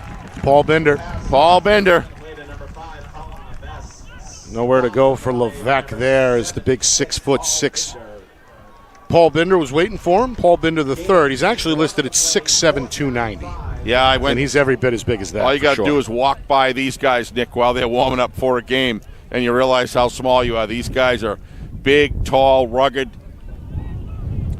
One of the bigger defensive lines, if not the biggest, in the state. Bender has been a part of this program, a big part the last several years, along with Kuchar up front. Meanwhile, they're going for it. Well, the snap took a bounce that forces Emmons to scramble, and it's going to work out for Nashua South as the senior is past midfield and all the way into Lancer territory. So a broken play. Special teams, baby. Works out there in the favor of the Purple Panthers as the drive continues. A great scramble there by Kyle Emmons. I love the call. You got a great runner that was going to kick it, Nick. And I don't know if he called that because he saw nobody on the outside edge or not, but that was pretty much left open there, Nick, on the left-hand side. If you look at the initial setup, you're going to see it there. So on the replay. All in all, a 31-yard pickup. That's the longest play from scrimmage either way in this first half. Jackson on 1st and 10, fakes the handoff, sprints to his right, and is wrapped up in the open field. Beautiful stop. That's the sophomore Noah Rayal out of the secondary. That's a big one right there. Well, we talked to Coach Lozon a few weeks back off air. Yep. And he praised that young sophomore safety. Yep. And now we know why. No gain. South right back to the line of scrimmage as we hit 2 minutes to go until halftime. Quick throw. Jackson, he's got Levesque in the flat. He runs to his left. He's down the sideline. Rayal nudges him out of bounds near the first down marker. I think he's got it. And that is a first down, an 11-yard pickup. Well, another completion there for Jackson. Clock is by no means a factor here, Nick. 1:49. It is counting, but he's got, I believe, 2 timeouts left, if I'm not mistaken, and look like an injury is going to stop the clock. Number 27. That's Ventura for Londonderry. Ventura went down. And he is still down. Mid-play, no contact or anything, just went down. Well, we saw Nashua South's Bruno Goncalves get banged up in the first quarter. It has all the looks, Nick, of a cramp. Ventura in some pain there, holding what looks like his right leg. Or unless it's a quad. Now they're stretching the toe. So coming up at halftime, we'll look back at this first half, stats, highlights, analysis, out-of-town scoreboard as well. 2 other Division I quarterfinal games taking place. We'll see if we can get you some scores. Well, all that coming up at the break. A funny feeling. I've been cheating. I think we got some interesting stuff you got to bring us, Nick. Well, maybe we'll let you give the scores. No, we're not going to do that. Well, you're going to do it. Then don't be cheating. All right, I could. Well, I went on to see the numbers, and then the games are right next to each other. What do you want, brother? All right, so here's a good sign, Steve. It is. He's up, and he's walking off under his own power. Yeah, you could see that was a cramp the way the trainer was stretching the toes, Nick. So hopefully he'll be back in the game for Londonderry. You know, this is such a big time in these guys' lives to be. You want to see action, right? You work hard all year, absolutely, and boy, you put in the effort. Ventura, he's checked in already. A couple of big stops defensively. Ready to resume. Levine is going to get blown up. This time it's Cam Ayotte, the senior linebacker. Diagnosed that one well. It's a loss of 3. Yeah, second down and 13. That changes the complexion of the drive, Nick, going backwards with the clock running on a run. That's a big play by with Londonderry. Who was that made the tackle, Nick? Cam Ayotte. Cam Ayotte. What a terrific job. Penetrating through the line. Second and 13. Clock continuing to tick. He's got him open. Throw, wide open. Kachanik inside the 10 down to the 5-yard line. A beautiful strike there thrown by Jackson. It's a 32-yard gain through the air, and now a 1st and goal coming up for South. You got to look at Jackson here. He's looking left, looking right. He reads down the field. He's just got tremendous vision. You could be the best mechanical quarterback in the world, but if you don't have vision, you can't run the passing game. Look at him. Jackson going to call his own number. Looks for a hole left side and is tackled down near the 3-yard line. That was a big play in this game, Nick. 37s, that they're counting the clock. Yep. And South's okay with it. They're still moving the sticks. Down to 30 seconds. Coach Knight still with 2 timeouts to work with. Stop it. Jackson ready to go. Takes the snap. Handoff for Levine. He's hit immediately by Binder and dropped at the 2-yard line. And now Coach Knight's going to use a timeout with 21 seconds. Yeah, I think Coach Lozon's very happy that Coach Knight used that timeout because I think he wanted to talk to his defense as well. And how about that? Cody Jackson delivering an absolute strike with 20-mile-an-hour, 25-mile-an-hour gusts. And inside seam pass, kind of a deep seam. And what a pass route he ran. Looked to me like there was a double team from the safety and corner on our side where he kind of left that open space. And who was that received that ball, Nick? Kachanik. His first catch. Feeling it and just play by design, ran a great route, and Jackson led him beautifully. Jackson throws such a tight spiral, Nick. It's able to hold the wind as good as you're going to find there. He's got a lot of velocity on his ball, and Kachanik was just right there waiting for it. So an opportunity here for Nashua South with 21 seconds to go before halftime. They can double dip, so to speak, as they are set to receive the third quarter kick. This is a big play right here. He can stop it again. I would imagine, Nick, he's going to go on 4th down as long as they're close if they don't get it here. 3rd and goal from the 3. Jackson out of the gun. Handoff right side. Emmons on a stretch run. Leaps into the end zone, and he's going to stay elbow down, a foot away. Wow, they're going to spot him at the 1-inch line there. I thought he was in. The officials say no. That is a great call by the official. You're going to see it on replay here. Watch the elbow go down on the dive first. There's the elbow right there before he comes over the line. That's that's just terrific officiating in the right spot, the right time, makes the right call. Watch the elbow go down right there. That's where he's down. Not the hand, but the elbow. So, 4th down and goal with the ball just outside the 1-inch line. What a great... Of course, Nashua South earlier in the second quarter scored on a 4th and goal from the 6. Yep. Trying to do the same thing here from the 1 with 10 seconds to go until halftime. Major swing play in the game right here, Nick. This is other than, to win the game or lose the game in the 4th quarter, this is from a setup standpoint during a mid part of the game, 2nd and 3rd quarter. This is a bigger play as you're going to get. What a great job. He tried to elevate himself and get in the end zone. He just put that elbow down a foot ahead. It's literally right. The toe of the football is right on the line. Jackson in the gun. Emmons to his left. Levine to his right. Lancers going to bring pressure up the middle. The handoff is to Emmons, and he's in the end zone for the touchdown. That's big for South. He's got something to say to the Londonderry band after the score as well. It comes with 6 seconds remaining. It's now 21-12, and a big extra point try, Steve, as well coming up. Could be the difference between a 2-score game and a 1-score game. Well, the question is here, do you go for 2 and get within 7, Nick, or... And it looks to me like they're going to say, we want to kick this field goal, but the wind is right in their face right now, pretty hard. If they get this through, they will be within 1 score with an 8-point deficit. But that's a big touchdown they just got. Chip Jack swings the right leg. He's got it. And this one is right down the middle. He does.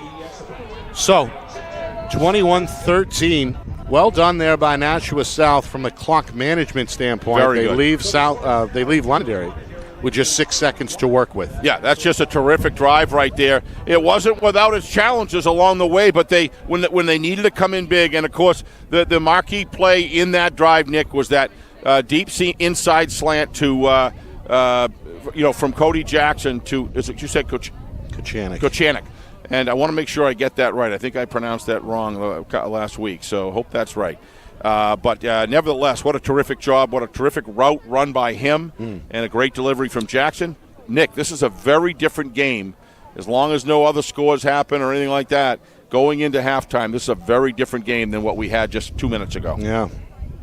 Back to a 1-score difference here at 21-13. Of course, a couple of big 4th down conversions, including what looked like a broken play on a punt attempt.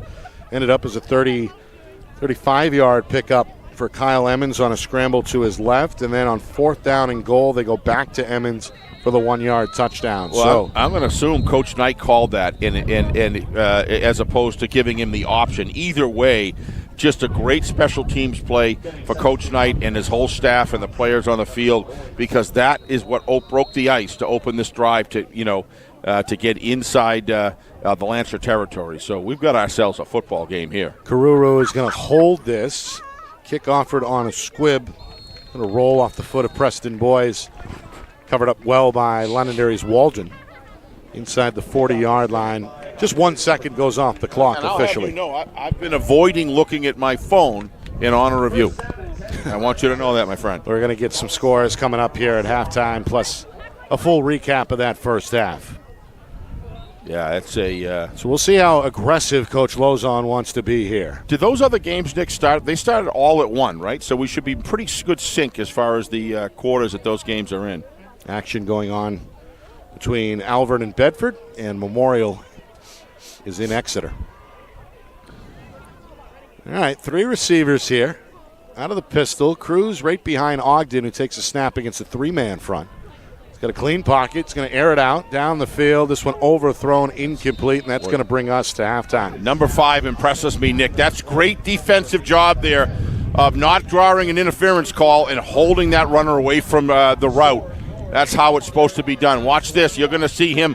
Watch him hold and maintains body position, then shields him from catching the ball. 21-13 at halftime. Londonderry scored the first 14 points and have played with the lead ever since. But South has scored with 6 seconds left to make it a 1-score game again, and the Purple Panthers are set to receive the opening kick to begin the second half. It's all set.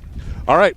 We'll take a look back at that first half with stats and highlights. And again, playoff scores are coming in hot and heavy. We'll get those to you as well. 21-13 at the break. Londonderry leading Nashua South. You are watching our Friday Night Lights New Hampshire Game of the Week, presented by Beals Insurance.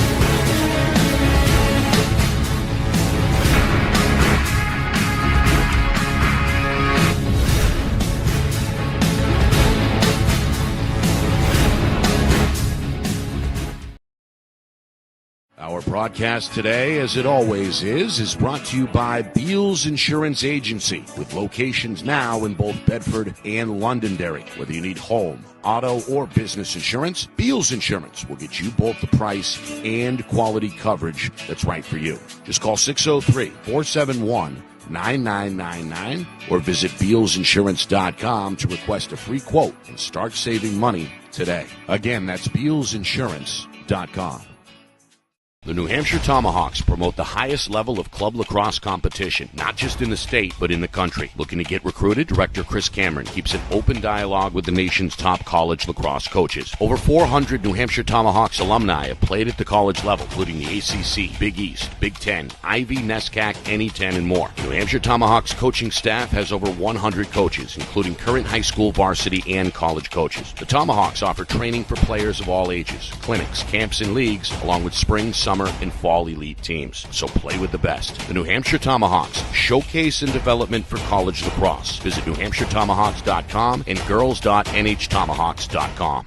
How can you reach your team's fundraising goals at no risk and no cost? MG Sports offers a variety of products to make your team's fundraiser a success. Their products include discount tickets, cards, and calendar raffles to hundreds of local merchants throughout the New England area. Don't waste another season. Raise more funds than ever before and become another football program in New Hampshire that sets fundraising records every season. MG Sports, fundraising made easy. Visit mgsportsfundraising.com to start raising money for your your team today. Colonial Printing is family owned and celebrating 50 years of quality print services for New Hampshire businesses and can help yours as well. Whether it's creative design, digital or offset printing, or banners and signs, with state-of-the-art technology, unlimited industry sources, and the ability to think outside the box, Colonial Printing will help you get your job done. To see their full list of services, promo products, and portfolio, or to request an estimate, visit colonialprintingnh.com. That's colonialprintingnh.com.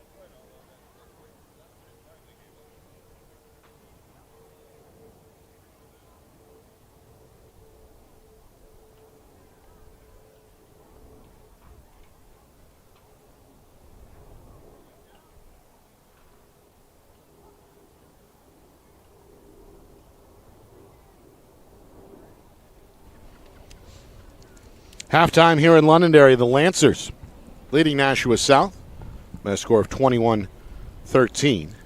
Nick Anastas, Steve Beals with you. Quarterfinal action.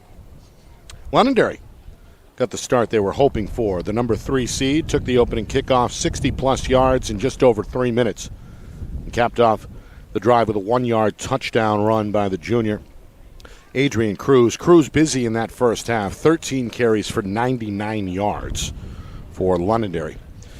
Ensuing kickoff was bobbled and then fumbled by Nashua South, recovered by Londonderry. Short field.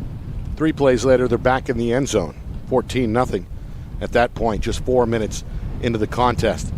South finally got the offense onto the field, went down the field, and then capped off the drive with a 4th down conversion on a 4th and goal from the 6. A touchdown toss from quarterback Cody Jackson to receiver Colvin Levesque. 2-point try failed. 14-6 our score after 1. Second quarter. Londonderry back in the end zone. John Inglis on his first carry, a 6-yard touchdown off the toss. Extra point up and good. 21-6, about 4.5 minutes into that second quarter. And then at the tail end, we see Kyle Emmons on a 4th and goal from the 1 get his number called. And he delivers the 1-yard touchdown with just 6 seconds remaining. South tacked on the extra point kick. And that is where we are, Steve. 21-13. Londonderry set to kick off to Nashua South in just a few minutes to open this third quarter. Well, that was a big end of the second quarter. Nick started off really with the, in my view, with the when Cody Jackson fumbled. I believe, or who was it fumbled? Well, there was a fumble, and then they were able to stop Londonderry from running back down the field and able to hold on to the ball. Ran into trouble themselves offensively, and on that 4th down, we're going to punt the ball. Like you said, kind of a fumbled snap there a little bit, and streaks down the left-hand side, gets a 1st down, and it's all downhill from there. And with 6 seconds left, and actually at halftime, we've got it within a 1-score game and South receiving the ball. So they're getting things done that they have to do, and they're in this game. It's really who wants it more here in the second half. Both of these teams are battling. The hitting out there, Nick, has been fierce. No question. All game long, nobody's holding anything back on the hitting. And, penalties started to calm down there in the second quarter a little bit. So I am jacked up. But I've been a really good boy, Nick, and have not searched my phone. So I want to hear them scores, brother. You are in for a treat because we've got a few eyebrow-raising scores to get to. I just like close games. All right, let's begin with defending champion Bedford. In their bid for a three-peat here, they've won 25 straight. They're hosting number 8 Alvern, and right now are trailing the Broncos at halftime 14-7. Wow. Alvern with a lead there. The Broncos scored the first 14 points. Bedford finally got on the board in the final minute before halftime, so the defending champs with work to do, trailing Alvern 14-7 at home at halftime. Exeter in a rematch against Memorial, the number 2 seeded Blue Hawks. No problem so far with Memorial. 17-0 is the Exeter lead at halftime. Yeah, they are. Exeter's powerful, and that's a good Memorial team. And if Exeter wins, they will host the winner of this game between Londonderry and Nashua South next week. Wow. So, some interesting scores there in D1. In D2, Souhegan leads Plymouth 21-7. In Plymouth. At halftime. That's up in Plymouth. Wow. The Bobcats, of course, ran the table as the only undefeated team in Division II's regular season. So Souhegan. And that's at the half, you said? Looking for payback. Wow. And leading the Bobcats 21-7 at halftime. Down in D3, Campbell with a 30-14 lead at halftime over Guilford.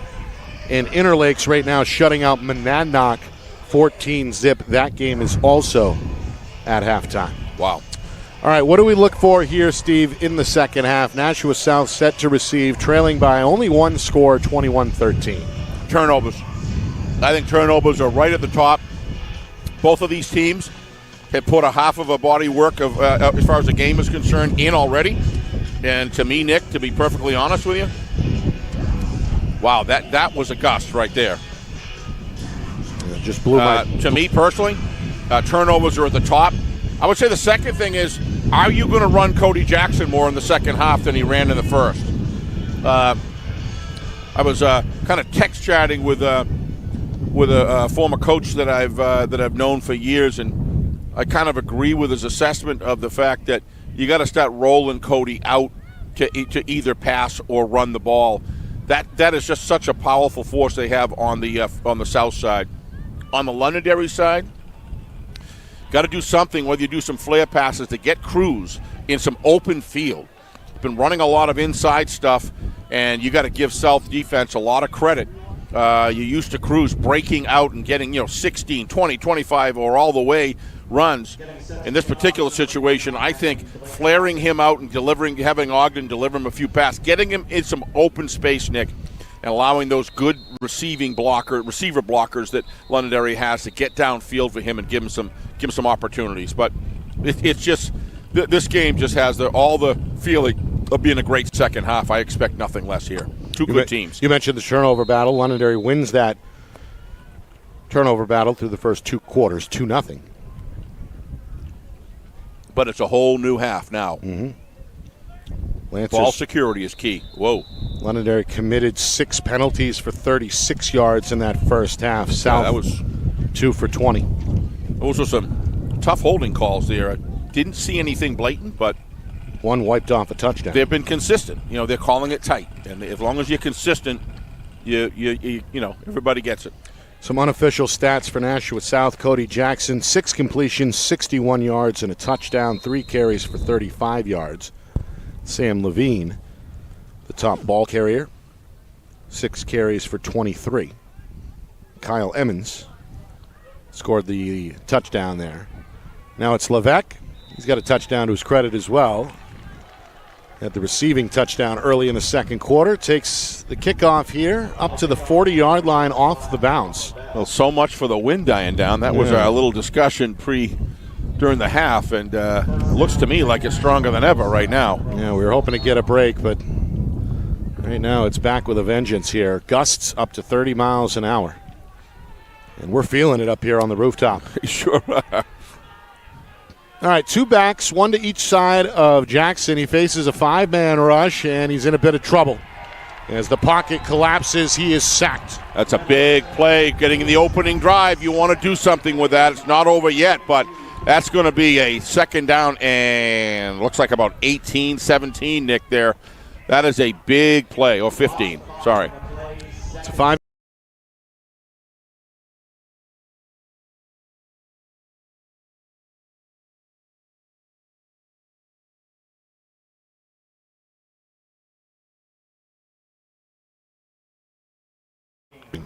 Coach Kuchar and Binder are such great defensive players, Nick, defensive tackles. Just, you talk about great bookends, but, you get great interior tackles. You can cause havoc against an offense, and these guys just trade off greatness because they both play hard for each other every single game.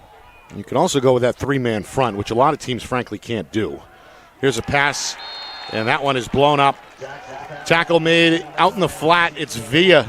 It gets right to Levine. He does it all, doesn't he? A junior. And that's a loss of a yard. So a 3-and-out here for Nashua South as they bring the punt unit onto the field with the football at their own 35. Yeah, that's a good defensive job on the coming out in the second half, Nick, setting the standard for what is going to happen. If you're going to try to run against them, you're going to have to do better than that. So I really think that Cody Jackson, they got to seal the edge here a little bit and get him outside of those good tackles. Emmons with the punt, barely got it off. It's going to send the return man back scrambling. It's Mason Paquette. He's going to watch it roll near the 10-yard line. There is a field position changer right there. That is some major league punt production right there. Mm-hmm. Special teams weigh in. That was going to be my second point, Nick. It was special teams play always comes in play when you got a tight game. So, they may not have got to be able to score with a long drive there, but they did put Londonderry in deep in their own end. To start this drive from their own 8-yard line. Less than 2 minutes gone by, third quarter. So Sam Ogden back to work. Ogden 2 completions in that first half and 26 yards on the ground.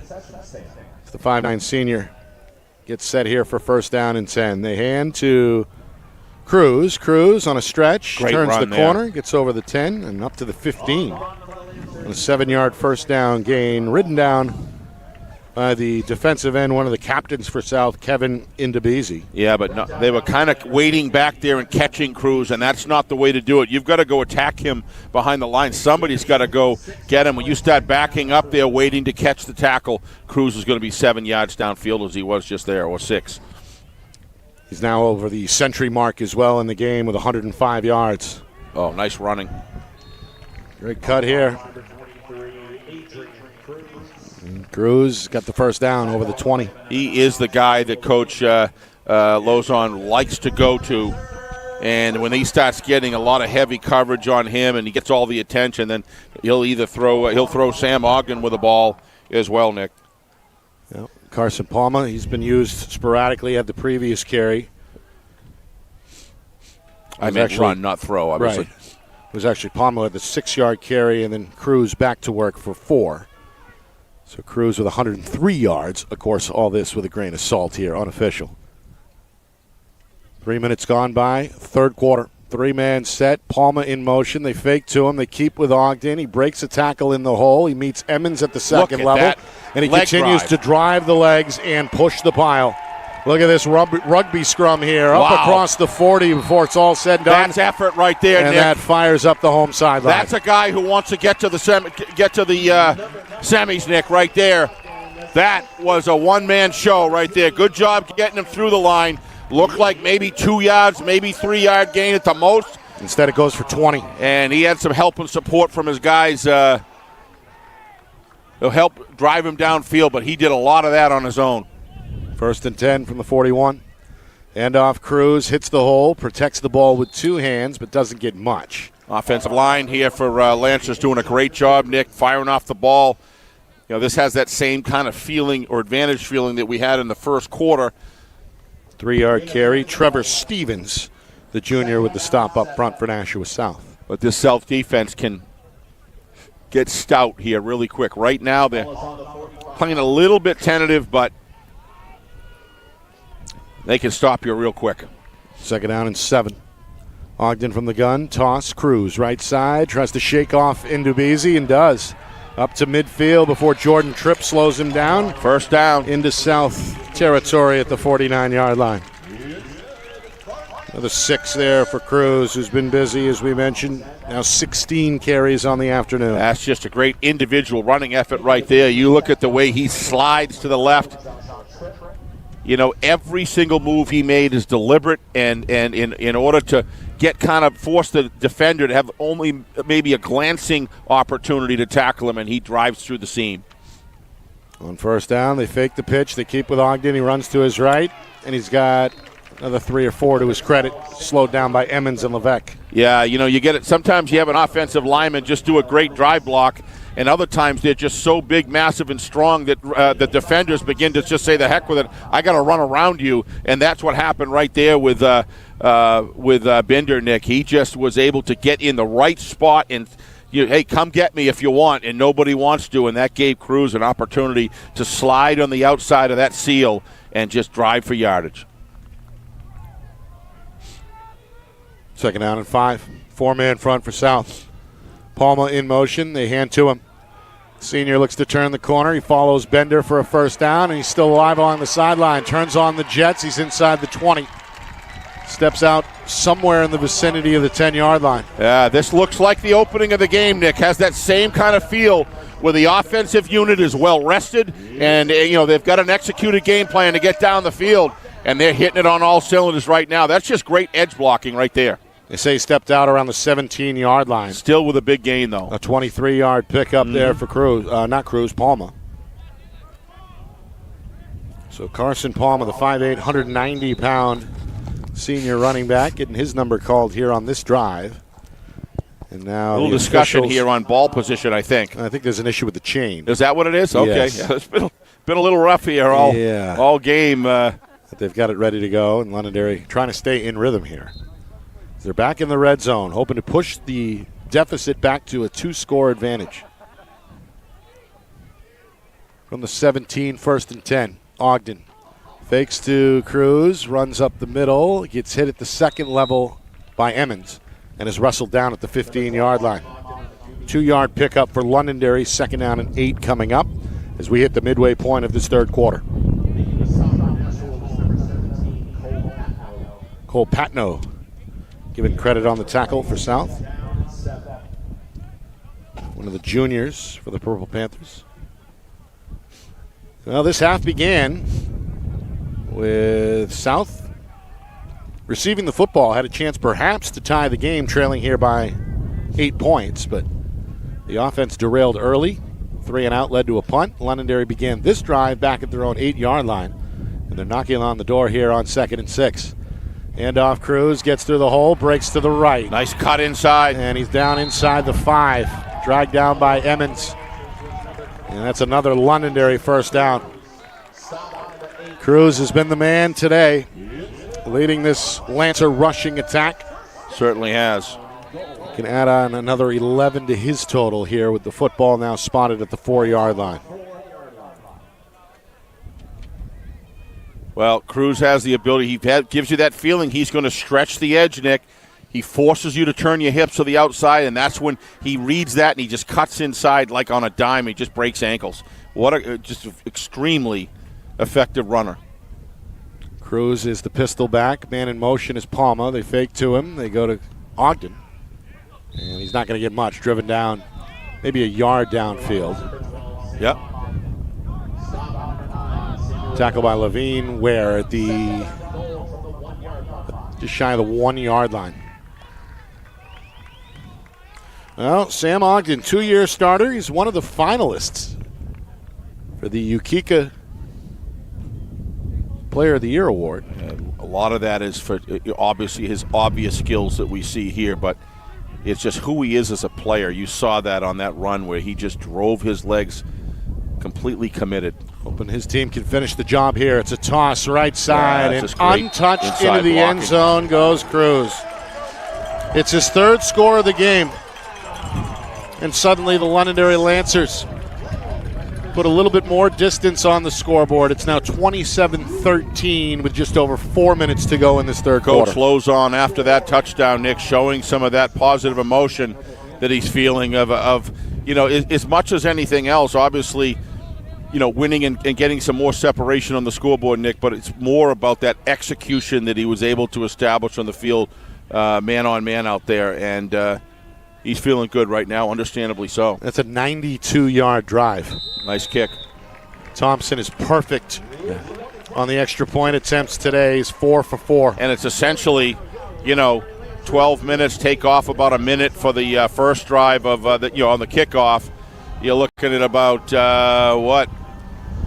7-minute drive right there, Nick. Yeah. That's pretty impressive. That's when you're going to try to come from behind. The last thing you want to do is have your opposition not only score but eat up 7 minutes on the third period clock, on the third quarter clock. That's tough. So a little bit of a hill to climb here, to say the least, for the South. Have the gifts and the capabilities of doing it, but urgency is going to come in here. Where did that third quarter go right there, Nick? That just where is it? It's 4 minutes and 15 seconds left to into your final quarter. They got to answer here. They marched down 92 yards, not one pass thrown. Yeah, no, that's to your point, killed a lot of clock. Yeah, offensive line work right there, and just Cruz has just been terrific. Ogden's been terrific, and that whole remaining 9 players on offense, Nick, just executing to a high level. Anytime you see them gaining the edge like that, Nick, and sealing off the edge, Londonderry's, that's what they love to do. Just run that off tackle, bind everyone inside, and force the safeties and corners to make tackles. Thompson, a line drive, bouncing kick, fielded by Levine. Make that Levesque. He breaks to the right, turns on the gas, and he's near midfield. Gifted runner. Before it's all said and done, they're going to mark him out somewhere in the vicinity of the South 47-yard line. Wind definitely affecting the kickoffs today, Nick, where it's just kind of forcing. If you're going to go against the wind, you just got to kick it low, and that leads pretty well. They're on the 45-yard line to start this, Nick. That's a much shorter field than the Lancers, of course, are going to want. Coach Knight's got his position here. He's made some great calls here offensively during the game. We'll see what they can do here on a shorter field. So Jackson ready to go. Going to hand off to Emmons. Emmons on a stretch, makes one man miss, swims upfield. That's a to good run. midfield.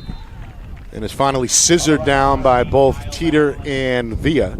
That's a good at run about there. the Londonderry 47-yard line. That's an 8-yard gain for Emmons. Emmons starting to pile up yards. Remember, he had the 31-yard scramble on a broken punt attempt. Go back to him. He goes up the middle. This time he's denied by Freitas. It's going to be close to a first down. I think it is a first down, Nick, on forward progress. He's going to make a call here. Yeah, first down. 2-yard gain for Levine. And again, South trying to get right to the line of scrimmage. The officials say, hold on, we got to move the chains first.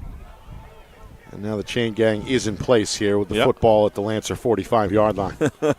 Well, they've been running that high-tempo offense pretty much the whole game. That's what I mean. You got to give the chain guys when you get a first down, you got to let them get set. But Coach Knight, I think he sees that as advantageous, Tim, and I think it has worked for them pretty effectively throughout the game. All season. And all season long. Yeah, exactly, Nick. Yeah, it can be tough for us trying to keep stats up here as well. Yeah. It's a breakneck speed. Handoff Levine. He's looking downfield. Emmons, rather, is going to throw up a jump ball, and it's broken up by defensive back Ethan Wheeler. Ethan Wheeler, what a great Intended for job. the sophomore Justin Fish, but a well-timed jump there by the defensive back. Yeah, I don't know if we're going to see it here, pass. Nick. Look at the Villa. Look at the penetration that Villa, he's forcing a double team on him, and he's still pushing towards the backfield against Jackson. I guess that's all we'll get with this fast-paced offense here. So incomplete, brings up second down and 10. 4-man rush, quick throw, caught by Levesque. That's Up the sidelines he goes, going to step out of bounds near the 30. And that is enough for a first down, a 12-yard completion there. Yeah, one thing about Cody Jackson, his quick release. He not only does he fire the ball with high velocity, does it get there quick, he releases it quick. And that just makes it curtains for defensive backs to try to have any recovery speed whatsoever on those plays. I'd be doing this more and getting him outside. 8 completions for Cody Jackson. Handoff Levesque on first down. He's inside the 30, down to the 28. Yeah, well. Stopped by Villa. And also Matt O'Neill, the senior, in there on the tackle for Londonderry. Yeah, we saw this last night. 2 good football teams, Nick. We're seeing 2 good football teams here today. Nobody's given up in this game, and I just love that spirit of these guys. Jackson keeps it. Yeah. And it's stopped immediately. I'll be honest with you, Nick. I don't understand why they're running Jackson so much inside. Jackson's best thing is when you roll them out and have a receiver downfield if they're covered and they put too many assets in the defensive backfield, at that point he can tuck it and run. To me, that's been a real strong suit with him. Certainly was last week and throughout the year. We'll see if they start doing that a little more. 3rd down and 4. Quick throw over the middle, and it's Kachanik on a sliding catch inside the 15. It's going to move the sticks for South, an 11-yard gain there. What I like about that, Nick, is such a high percentage pass. Almost impossible to intercept a ball like that where you have the receiver going in a high-speed crouch position, and Cody throws a good ball. Wow, here we go again. Emmons, spin move on a right side run. He's going to work his way down inside the 10. Wow, this is impressive. Again, he's very close to that first down stick. And they're doing, Nick, what they have to do. I mean, you got to give South here credit. Nobody's given up here. This is an impressive drive as well. It's a 10-yard gain for the junior. And this going to set him up 1st and goal here. Final 90 seconds, 3rd quarter. Jackson ready to go. Takes the snap, fakes the handoff, and is wrapped up by Binder. That's going to be a loss of a yard as Binder penetrates into the backfield for another stop. Yeah, at some point you got to recognize that play ain't working. And the things that they're doing, the high tempo, great job by Coach Knight's offense running this high tempo. It's really having an effect. You know, there's a lot of pride in this Lancer defense of being able to set up and key the play. This is really making it difficult for them to do that. Final minute, 3rd quarter. Quick throw, left side, intended for Tripp, incomplete. Teeter again in there on the coverage for Londonderry. Also in the area was Matt Luongo. One of the keys, Nick, in this game was how well could the defensive backfield of Londonderry handle these, large radius style, good pattern running receivers. And here we go again. Right side, not much. Yeah, they got to score here, Nick. That's Rayao out of the secondary to make the tackle. So And fourth down. A little slow to get up there was Emmons. Yeah, fourth down. This is a big play in this game. But the defense, the key, as it relates to the keys of the game, Nick, they've done a great job defending and holding their own against this great receiving. Fourth down and goal from game. the 6-yard line. Jackson rolls left, throws left, incomplete. Trying to hook up in the end zone there with Emmons. Well defended as Waldron celebrates. He was in on the coverage for Londonderry. Lancers going to take over at their own 6-yard line with their 28-13 lead still intact. Yeah, I can't emphasize enough, Nick, getting back to what I was saying earlier. One of those early keys was, how does this defensive backfield respond? And they are doing it in the key situations of this game. Obviously, South is going to get points, they're going to get receptions, but overall, Lancer defensive backfield's done a terrific job in coverage and seem to have got stronger as the game's gone on. Meanwhile, we have an officials timeout. Referee Tom Gilpatrick wants to speak with his crew. 51 seconds remaining in this third quarter. Londonderry, they led 14-0 out of the gate. Took the opening drive down the field. Cruz scored a 1-yard touchdown. A fumble on the return from South set up Londonderry with a short field. They took advantage of that as well. Cruz, his second touchdown. Londonderry led 14-0. Cody Jackson got his squad back in the game here on. Wow, look at this. First look and at 10. this We here see again. another big pig pile go up the middle. Of course, Jackson, he hooked up with Levesque. 14-6 at that point. John Inglis on the answering drive for Londonderry. Yep. Scored on a 6-yard touchdown. Then just before halftime on a 4th and goal from the 1, Kyle Emmons got his number called and he delivered. Our score at the break was 21-13. And then just a few moments ago, Cruz, his third touchdown for Londonderry, comes on a 14-yard run. So that is where we are. We'll see if Londonderry has time for one more snap here. 2 seconds, 1 second, they're not going to snap it. No, there's no reason to we snap head that. to the fourth quarter, a 2-score game. Londonderry, will they punch another ticket to the semifinals, or does South have a comeback in them? We find out next. You are watching our Friday Night Lights New Hampshire Game of the Week, presented by Beals Insurance.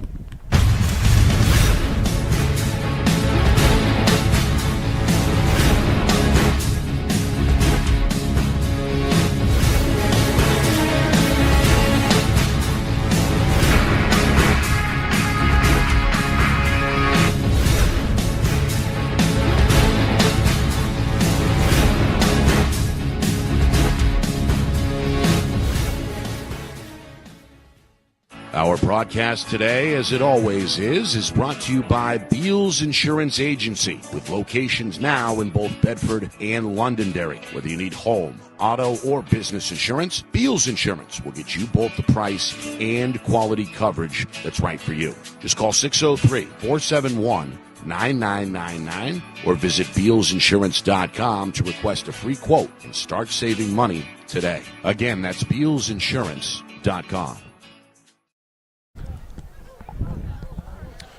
All right, we've got ourselves a 2-score game as we begin this fourth quarter. 28-13, Londonderry out in front of Nashua South here in the quarterfinals. Nick Anastas, Steve Beals with you. It's been a fun one. Londonderry has been in control throughout. And now look to kill some more clock. 12 minutes remaining in regulation. We get a 2nd down and 2.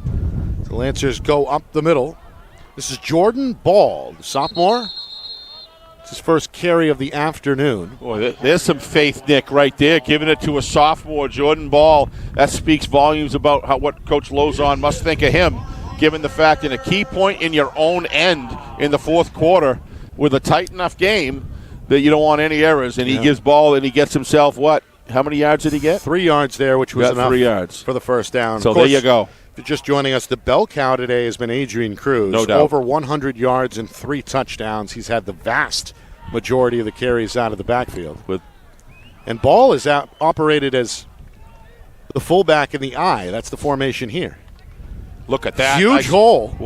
And a left side run. There's a flag at the tail end of the play, so we'll see if it stands. If it does, Cruz is out to the 26. But again, a flag down. We saw no penalties in that third quarter either way. Yeah, if we can look at this again, look at Ball. Kick that block out. Can we play that again? I was about to say, look at the kick out with Ball. He's just driving this guy outside. That's it. No wonder he's got the faith in this young fullback. That's a pretty good player to square up on, too. Jimmy has Lozon. Coach Lozon has no prejudice of what offensive set he runs. As long as he's got the player personnel, he has a tend to morph his teams to fit the mold of what he has for talent to execute. And that just shows a tremendous command he has of all different types of offensive formations and philosophies. But ultimately, it's personnel-driven for us, and that's what he does from year to year. Well, this is going to set them back a bit. That's a holding penalty against Londonderry. It's their 7th penalty of the afternoon. Handoff Cruz goes through the hole and breaks it up the middle. He's got a first down across the 30 to the 33, and he's got a couple of words to say as well as he pounds his chest. Got to be careful. You got to do that away from the opposite players. The last thing you want there is a first down and then to go 15 yards back, Nick. He's got to, nothing wrong with, with the excitement, but you don't want to be looking at the other player and staring him down as you're doing it. Is difficult as that is not to do. You got to have time and circumstances and certainly things in perspective. You know what I mean? It's a fine line to walk. It's a fine line to walk, and if you saw, he did turn around after the third fist bump. Yep. Yeah, but you don't want to give the officials any chance to call that. 21-yard gain up the middle, first down and 10. For Londonderry. Back in the I formation, a 5-man front this time for South. They keep it with Ogden. He tries to find room on the outside, and he's going to get dragged down by Emmons after only a 2-yard gain. He does reach the 36, so actually it's more like a 4-yard pickup, 2nd and 6. Yeah. Well, Ogden has been busy as well. We talked about the quarterback and how he's a dual threat. He is. At 26 yards in that first half. And, Nick, let's face it, the way he runs the option is as good as anybody else as well. He's up to 35 more in the second half. So, all in all, 62 yards, again, unofficially for the senior quarterback. 2.5 minutes gone by, fourth quarter. Second down and 7. They fake the handoff. Ogden drops back, throws a spiral down the sideline, and that's incomplete. Very, very fortunate. That wasn't an interception, Nick. You're throwing it on a very windy day, and what Sam tried to do was throw it over the top of the defender, and the ball kind of wounded ducked a little bit, and fortunately it was just out of the reach of both hands on the jump. That could have been exactly what South we talked about, Nick, off air. South really needs to get a turnover or some sort of a broken play there. Emmons almost picked it off. He did deflect it with the right hand. Yep. Pass intended for Jordan Ball. So, 3rd and 7. By the way, that was the first pass Londonderry has attempted to throw in the second half. Paquette in motion. They fake to him. Ogden goes up the middle. Karuru and Emmons combine for the stop, and that's well shy of the first down as Ogden ruled down at the 39-yard line. So we've got a fourth down and about 3.5 here. Now 3 minutes gone by in the fourth. Ogden looks for guidance from Coach Lozon. They may go for it here, Steve. Yep. I don't see Villa, who's the punter, in there. Ogden's got the play. It really depends, Nick, on how confident you are in your offense. The offensive line has been winning. I get it. Paquette. Ogden up the middle. He's got enough room, but it's tripped up near the stick. He's going to get it, though. They're going to give him a spot where that ball landed. As soon as he hit the ground, the fortune thing here, Nick, is he did not have an elbow go down first. Watch. It's all ball that goes down on the ground. Boom. And that's exactly where it was. Very fortunate. Very fortunate there for Londonderry. Perhaps a bit of a favorable spot, in my opinion, but Londonderry will take it. It's a first down. They needed 3.5, and they get 4. Ogden, empty set here, and going to slow down the pace a little bit as he looks over his left shoulder again towards the home sideline. That was close. I agree. Lancers have already taken 4 minutes off the clock in this fourth quarter. And now Coach Lozon is going to take his first timeout since halftime. Our broadcast is brought to you by Beals Insurance, locations in both Bedford and Londonderry. Whether you need home, auto, or business insurance, Beals Insurance will get you the price and quality coverage that's right for you. Visit BealsInsurance.com. Also, by MG Sports Fundraising. That's fundraising made easy. MG Sports Fundraising is the official fundraising partner of Friday Night Lights New Hampshire. Visit mgsportsfundraising.com. Start raising money for your team today. By the New Hampshire Tomahawks, showcase and development for college lacrosse. Visit nhtomahawks.com and also girls.nhtomahawks.com. And finally by Colonial Printing. Family owned and operated for over 50 years. Start your next project today at colonialprintingnh.com. Nick Anastas, Steve Beals with you. Londonderry hoping to get back to another semifinal. Seems like that's been the case way more often than not under Coach Lozon. They'll get a chance to do it again here. They've played with the lead throughout. Their largest lead is on the board now, 28-13, with now inside of 8 minutes to go in regulation. First down and 10 for Londonderry, coming out of the timeout. They give to Ball, his second carry. The sophomore with a lane to his right. It's up to midfield on a 7-yard gain. Yeah, Ball runs through the hole, Nick. It's kind of with that same intensity and power that Villa runs through the hole as well. But this guy's a sophomore. He is not afraid to accelerate through the hole. This is a good-looking football player. It's a sophomore with grown man size. He sure is. 5'10", 215.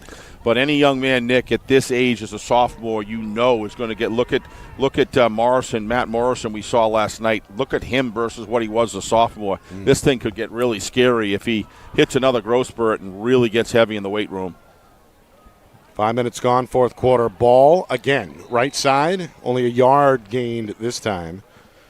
As the big man up front, Kevin Hamill, kind of has that all-star Zonka feeling when he runs through the hole, Nick. Just really heavy. You're not going to stop him on his first hit. So you've almost got to hit him behind the line in order to be able to stop positive yardage. Plus, he's got relatively fresh legs at this point. Yeah. Had no carries through the first 3 quarters, 3 totes on this drive. Yeah, and don't underestimate the value of Ogden getting a rest while Villa moves the ball downfield. Just utilization of player personnel has been excellent. Ogden going to pitch here. It's Ball again. Ball with room. First down and then some. Look at him. Breaks a tackle. The sophomore is loose down the sideline before he's finally dragged down by Karuru, and it may have been a late hit as well as a flag flies at the tail end. Karuru rode him out of bounds a good 2, maybe 3 feet, and then dropped him. The official was right there to throw the flag. What you're going to see, when you get a big man that gets his 5 yards, most big men go down, not this guy. He continues to accelerate through it. Looks like this dude's been in the weight room already. Holy smokes. That is a sophomore, folks. Kind of reminds me a little bit of the way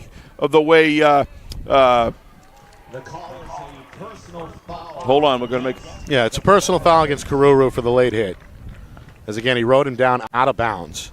So they're going to tack on some yardage to the tail end of the run. They're trying to determine exactly where Ball went out of bounds and then tack on the yardage. Yeah. All in all, it's going to end up with the football at the 10-yard line. Exactly. It reminds me a little bit of Helton, Nick. They have their own uniqueness, don't get me wrong, but Helton had that as a sophomore as well. Just to be able to power through a hole and extend plays. It's a 31-yard down the field.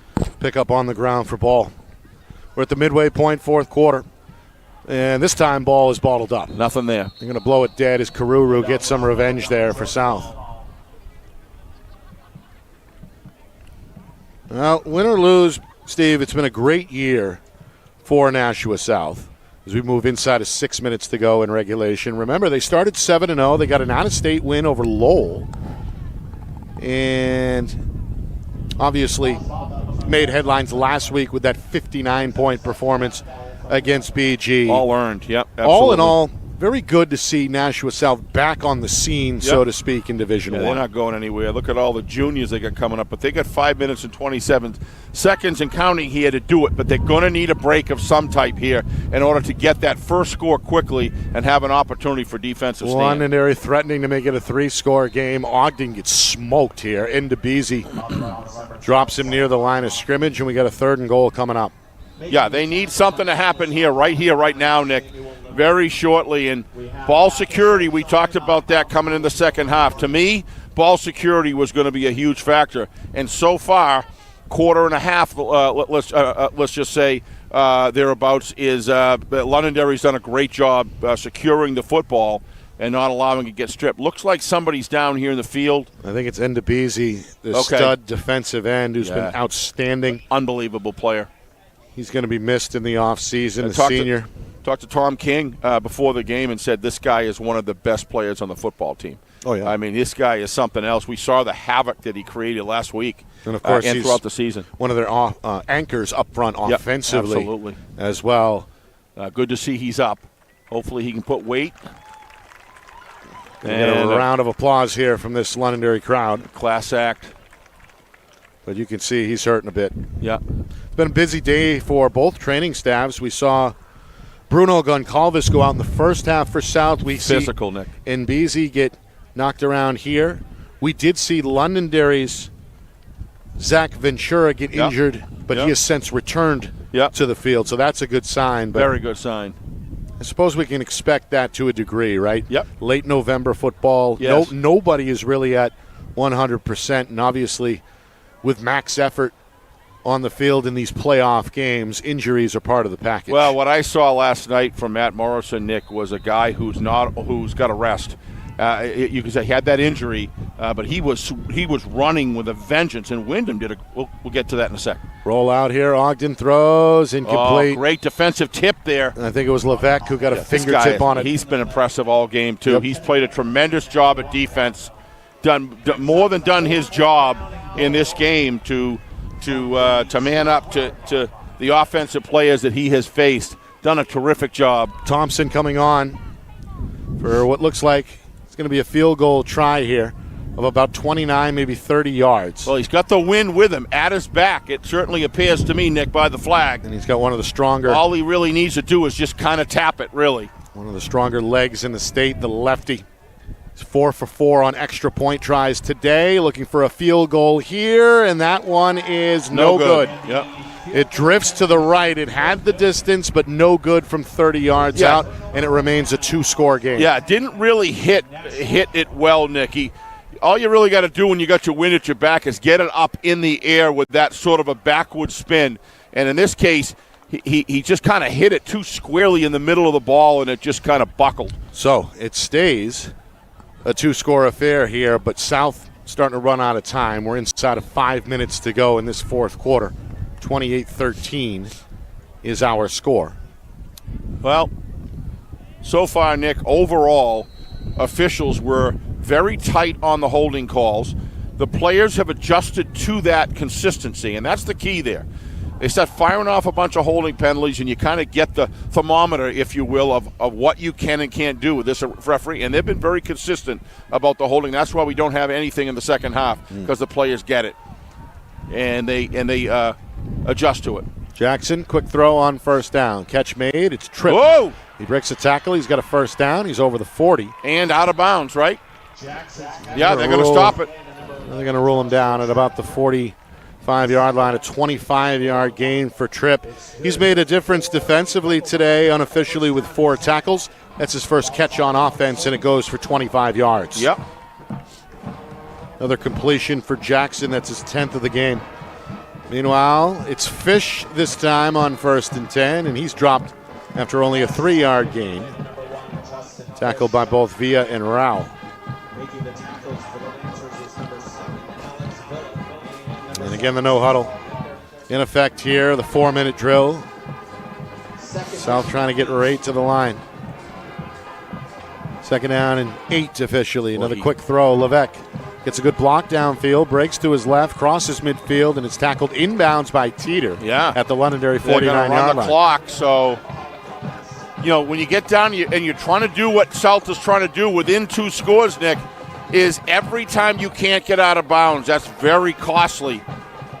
I mean, they do run a quick tempo, so they could get a lot of production every minute, but it's still running the clock. We're now inside of 4 minutes. 3rd down and 3. Another screen, left side, off the catch. Emmons breaks a tackle, has got the first down, and is ridden down eventually by Luongo. And at the Londonderry 36-yard line, Emmons now is slow to get up. Yeah, he's pulled up. Looks to me like he's got a cramp as well, Nick. It's a 12-yard pickup. Emmons trying to limp his way to the far sideline. Yeah, it looks like the cramp uncleaved there. Yeah, no, he still got it. So why? What a heck of a job getting off the football field. 1st and 10, pump fake from Jackson. Now he lets it loose down the middle, looking for Whoa! Fish, and that one almost caught in the end zone, but incomplete. The sophomore upset with himself.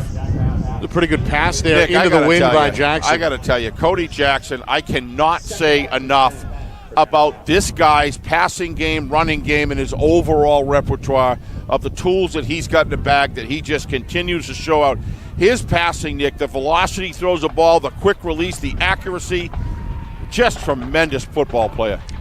3:26 now on the clock. South on the march. Jackson. Look at him. Going to tuck and run. Look at Make a man miss. Goes around the corner. He's inside the 30. He's got a stiff arm at the 29 and leans forward down to the 27. Yeah, maybe behind in the game, Nick, but this kid's a winner. That's a 9-yard gain. Should set up a 3rd and 1. He is a competitor. Had 5 total touchdowns in the win last week over BG. He's got Look everybody ready to go. Team. Yep. 3rd and 2 officially. Jackson throws, caught. Kachanik wrapped up by Ogden quickly inside the 20 at the 19. Flag down on the far end, Nick. That'll stop the clock. A couple yards downfield. Let's see what it's about. Illegal man downfield. Yep. Ineligible receiver there. One of the offensive linemen drifted a bit downfield. That is penalty number 5 today against Nashua South. It's the 5-yard penalty. Nick, I sat up here and just kind of leaned over the railing and watched this band from Londonderry play, and I'll tell you, they are terrific at halftime. Look at Jackson lead his troops here. 2:45 and counting. 3rd down and 8. Quick throw. Fish dropped it. Yep. Sophomore took his eye off it. May have heard the footsteps from the approaching defender, Carson Palma. Yeah. Now a 4th down and 8 coming up here for South. This may be their last stand. 1st or 2nd down, that's not such a big deal, Nick, but 3rd down, now it's forced 4th. You really want to hold on to that ball on 3rd down. The Lancer players on the sideline holding if they can execute. Holding up a fist to signify 4th down. Looking for a stop here. Jackson rolls out, eyes downfield, throws incomplete, trying to find Fish on a comeback route. Incomplete. No flags. Londonderry set to take over with 2:32 to go. And now it looks like the Lancers are in position here to close this one out with a 15-point lead on the board. If I was coach on the sidelines, and obviously nothing against Coach Knight at all, I'm just saying if I was Coach Knight, I would have preferred he run that ball, just tuck it and run, and just use those leg and power and agility to try to get the first down. It was two defenders on him, Nick. Really was kind of a tough seam to sew there with that pass. So that's going to obviously change the whole complexion here as far as the percentages, because but just the same. So the Lancer defense command of his offense holds up, and now back to the I formation with Londonderry's offense. Against a 5-man front, handoff is Cruz. He breaks to his left twice. He's got a first down, and he's off to the races. In a reverse direction again, inside the 40, all the way down to the 35. A 31-yard pickup there. Yep. As he continues to build upon his impressive afternoon. Yeah, absolutely. He has. That's also, Steve, his longest run today. Yeah. Well, the way he slides, his hips slide to the left, and then plant foot, cut inside. You better be a matchup defender if you're going to be able to get this guy down one-on-one. It really takes a team to tackle this guy because he's so elusive. and he accelerates out of those stoppages so quickly. You just can't recover on him. He's been special today. Inside of 2 minutes, Londonderry is going to work the play clock here. 1st and 10. They go to the fullback. It's Ball. He's met in the hole, and he's spun down. Yeah. I like there. What did Ball do? He understands the circumstances of the game, Nick. He's got 2 arms and hands around that football. Says if it's not there, I'm just going to take it, run the ball, and continue to burn or force a timeout. And right on cue, Coach Knight is going to spend his first timeout to stop the clock with 1:35 remaining. Coming up after this one, full recap, stats, highlights, analysis, and other playoff scores coming up as well. Steve, I know you're wondering about how Bedford was faring, the top overall seed, the 2-time defending champs. After falling behind 14-0 against Alvern, they had come back to tie it in the 3rd quarter. Yeah, you put enough candy on that apple to set me up, so when are you going to let me eat? We will eat during the postgame. It's just this game in Bedford is huge, Nick. Sure is. You know, it looks like Exeter, I don't know what the score is, but what you said last time, Exeter was in pretty well control of the game, but this Bedford-Alvern game was up for grabs. Up for grabs, so it's good. That's going to change the whole complexion of everything here. But Lancers all focused today, getting the job done today. Londonderry has played with the lead throughout. Scored the first 14 points of the game. Led 14-6 after 1, 21-13 at halftime. Tacked on a 3rd quarter touchdown, and that is where we are. 28-13 with now an even 100 seconds remaining. We got a 2nd down and 10. Handoff Cruz, left side, stutter step. And eventually driven down by Levesque at the 31-yard line after a 4-yard gain. Coach Knight is going to use his second timeout here. 4 yards. I mean, Nick, there was nothing there. 3 defenders sitting there ready to tackle him, and he just finds some way of chiseling his way downfield to get 4 yards. He's had a monster afternoon for sure. Has. He's well over 100 yards. In fact, he had 99 at halftime. Yep. And he has only added to that total since. And I had guessed 78 when you asked me. I think I missed a long run. I did not account for that. Kind of registers in the head, but I'll take a guess right now that he's got about 187, 188 yards. We'll total all that up and give it to you at in just a few minutes during the postgame. Another timeout here that leaves Coach Knight with just 1 remaining. And again, $1:31 on the clock. So as we said, South, they started the year 7-0 after missing the postseason really the last few years. As you said, future is bright. They're going to miss some of these graduating seniors for sure, but a strong junior class. Yep. And I got a feeling Coach Knight will get this group right back perhaps to this spot again next year. Handoff. Cruz sheds 1 tackler, and then Karuru and company are going to bring him down inside the 30 at the 28, and now Coach Knight will use his 3rd and final timeout with 1:23 remaining. Got a 4th and 5 coming. Oh, they've got it 4th and 2, Nick. I don't know why. I kind of thought, was it with you? It doesn't look like 4th and 2 to me when you look at the ball placement. But the way that thing laterally goes down the line, sometimes it's difficult for us to see. But right now, it's 4th and 2. Yeah, we'll go with that. 4th and 2 sounds good.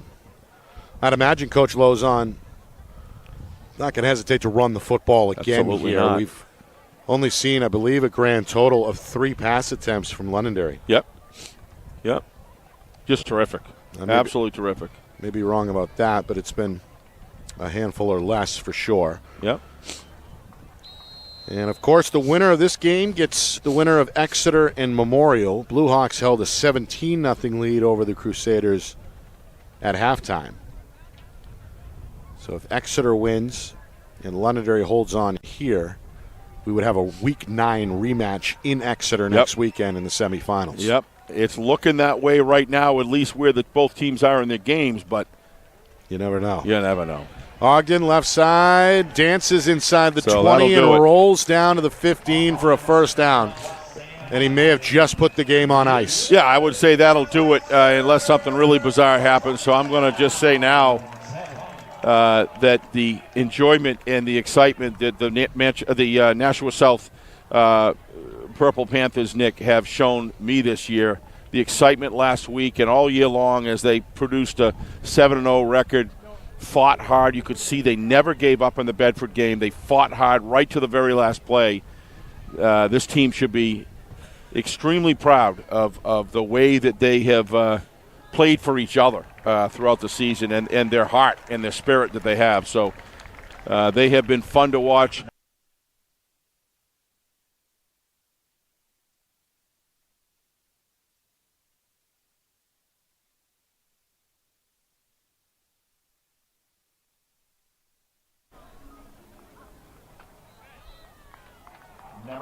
I'm telling you, Nick, this guy is something special. But the day belongs to Londonderry, as the third-seeded Lancers never trailed, scored the first 14 points, and never looked back.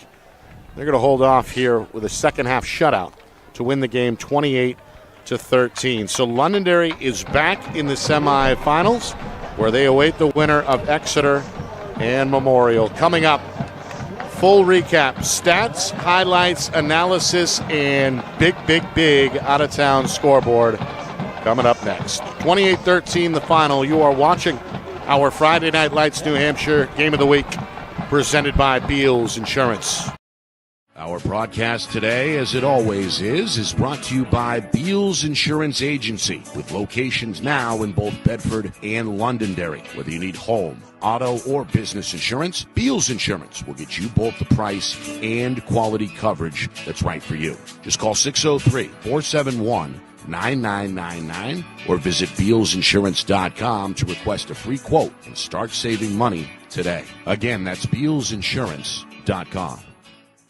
The New Hampshire Tomahawks promote the highest level of club lacrosse competition, not just in the state, but in the country. Looking to get recruited? Director Chris Cameron keeps an open dialogue with the nation's top college lacrosse coaches. Over 400 New Hampshire Tomahawks alumni have played at the college level, including the ACC, Big East, Big Ten, Ivy, NESCAC, NE10, and more. New Hampshire Tomahawks coaching staff has over 100 coaches, including current high school, varsity, and college coaches. The Tomahawks offer training for players of all ages, clinics, camps, and leagues, along with spring, summer, and fall elite teams. So play with the best. The New Hampshire Tomahawks, showcase and development for college lacrosse. Visit NewHampshireTomahawks.com and girls.nhtomahawks.com. How can you reach your team's fundraising goals at no risk and no cost? MG Sports offers a variety of products to make your team's fundraiser a success. Their products include discount tickets, cards, and calendar raffles to hundreds of local merchants throughout the New England area. Don't waste another season. Raise more funds than ever before and become another football program in New Hampshire that sets fundraising records every season. MG Sports, fundraising made easy. Visit mgsportsfundraising.com to start raising money for your team today. Colonial Printing is family owned and celebrating 50 years of quality print services for New Hampshire businesses and can help yours as well. Whether it's creative design, digital or offset printing, or banners and signs, with state-of-the-art technology, unlimited industry sources, and the ability to think outside the box, Colonial Printing will help you get your job done. To see their full list of services, promo products, and portfolio, or to request an estimate, visit colonialprintingnh.com. That's colonialprintingnh.com. Ladies and gentlemen, once again, the Lancers will advance to the semifinal round of the Division I. Got to get him healthy. They'll be taking on the Exeter Blue Hawks next weekend. Final score again here from Lancer Park. The Londonderry Lancers. Well, 28-13 is the final. Londonderry a winner. They're on their way to another semifinal where they await the winner of the Exeter Memorial game. Nashua South bows out after a great season, 7 wins during the regular season, and a big output last week in the preliminary round win over BG. But the day belonged to Jimmy Lozon's Lancers. They scored on the opening drive, put together an impressive march, killed the first 3 minutes, and capped it off with a 1-yard score from Adrian Cruz. And then, on the ensuing kickoff, which was fumbled by Nashua South and recovered by Londonderry, Lancers set themselves up for drive number 2 with a very short field. Yep. 3 plays later, they're back in the end zone, courtesy of a 16-yard run this time from Cruz. 14-0 at that point. South had an answer, marched down the field, and on 4th and goal from the 6, Cody Jackson hooked up with Colin Levesque. Extra point try failed. where the 2-point conversion attempt failed. And the score at that point, 14-6. Second quarter, on 3rd and goal, Londonderry. They go 3 for 3 with John Inglese, a 6-yard touchdown run. Extra point try was good. 21-6 at that point. And then just before halftime, on a 4th and goal from the 1-yard line, Kyle Emmons scores with just 6 seconds to go to give South a little bit of a halftime boost. They're back within 8 at that point, 21-13. And South set to receive the opening kick in the 3rd quarter. But the offense never really got back on track for South. They went 3 and out, gave the ball back to Londonderry, and Londonderry made them pay for it, eventually finding pay dirt again. Cruz, a 14-yard score. The hat trick by the junior today, 3 touchdowns, 28-13. Then the Lancers ate up a ton of clock in that 4th quarter before South finally got the ball back with about 7-minute drive. Yeah, about 5 minutes to go, and they just ran out of time. So 28-13 is the final. A monster day for Adrian Cruz, the junior running back. 183 yards. I was close. You were very close. 178. You always are. 183 and 3 touchdowns as well. Yeah. Of course, in defeat, Cody Jackson played well. Did throw a touchdown, as we mentioned. Ended up with 128 passing yards, also 44 on the ground.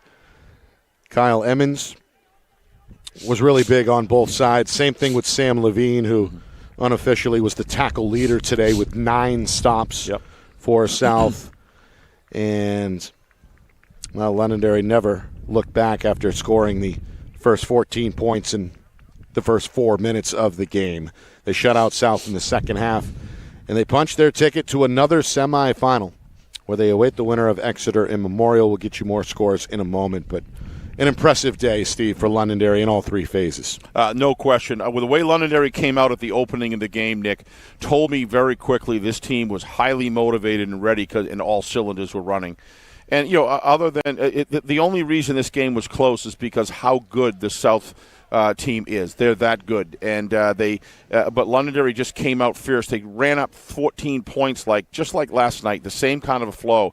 And then South began to close the gap, got within 1 score, but I really think that and then at the end of the second quarter, I mean, get down, like I said, within 1 score. Well, then you come out, they get the ball in the 3rd quarter, and that drive just got stalled by a good defensive work by the Lancers, Nick, and then they get the ball back and take 7 minutes and 14 seconds, I think, off the clock to score and extend it to 2 scores, and they really never looked back after that. I had talked to one of the coaches that's close, that's on the Lancers and was concerned about some missed tackles and stuff, but let's be honest, that was against Emmons, Levine, and Cody Jackson.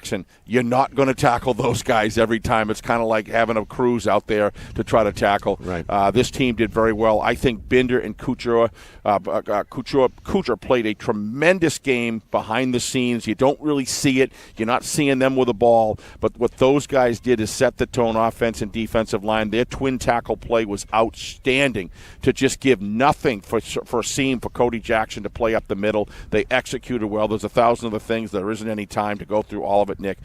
With Londonderry Lancers, I feel so bad for Devin Bowles that he's not in there in the action, but I'll tell you, just by being present with his players here, he's going to have an impact one way or another. But this Lancer team is ready to roll. They look like they're ready for the next round to me, Nick, and it's going to be a heck. If they are going to play Exeter, it's going to be a heck of a matchup between Londonderry and Exeter.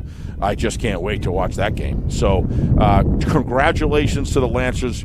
Congratulations. I thought Coach Lozon was managed this game very well. I think that Coach Knight managed his game very, very well. He did everything he possibly could and rolled the dice when needed to be when he was down.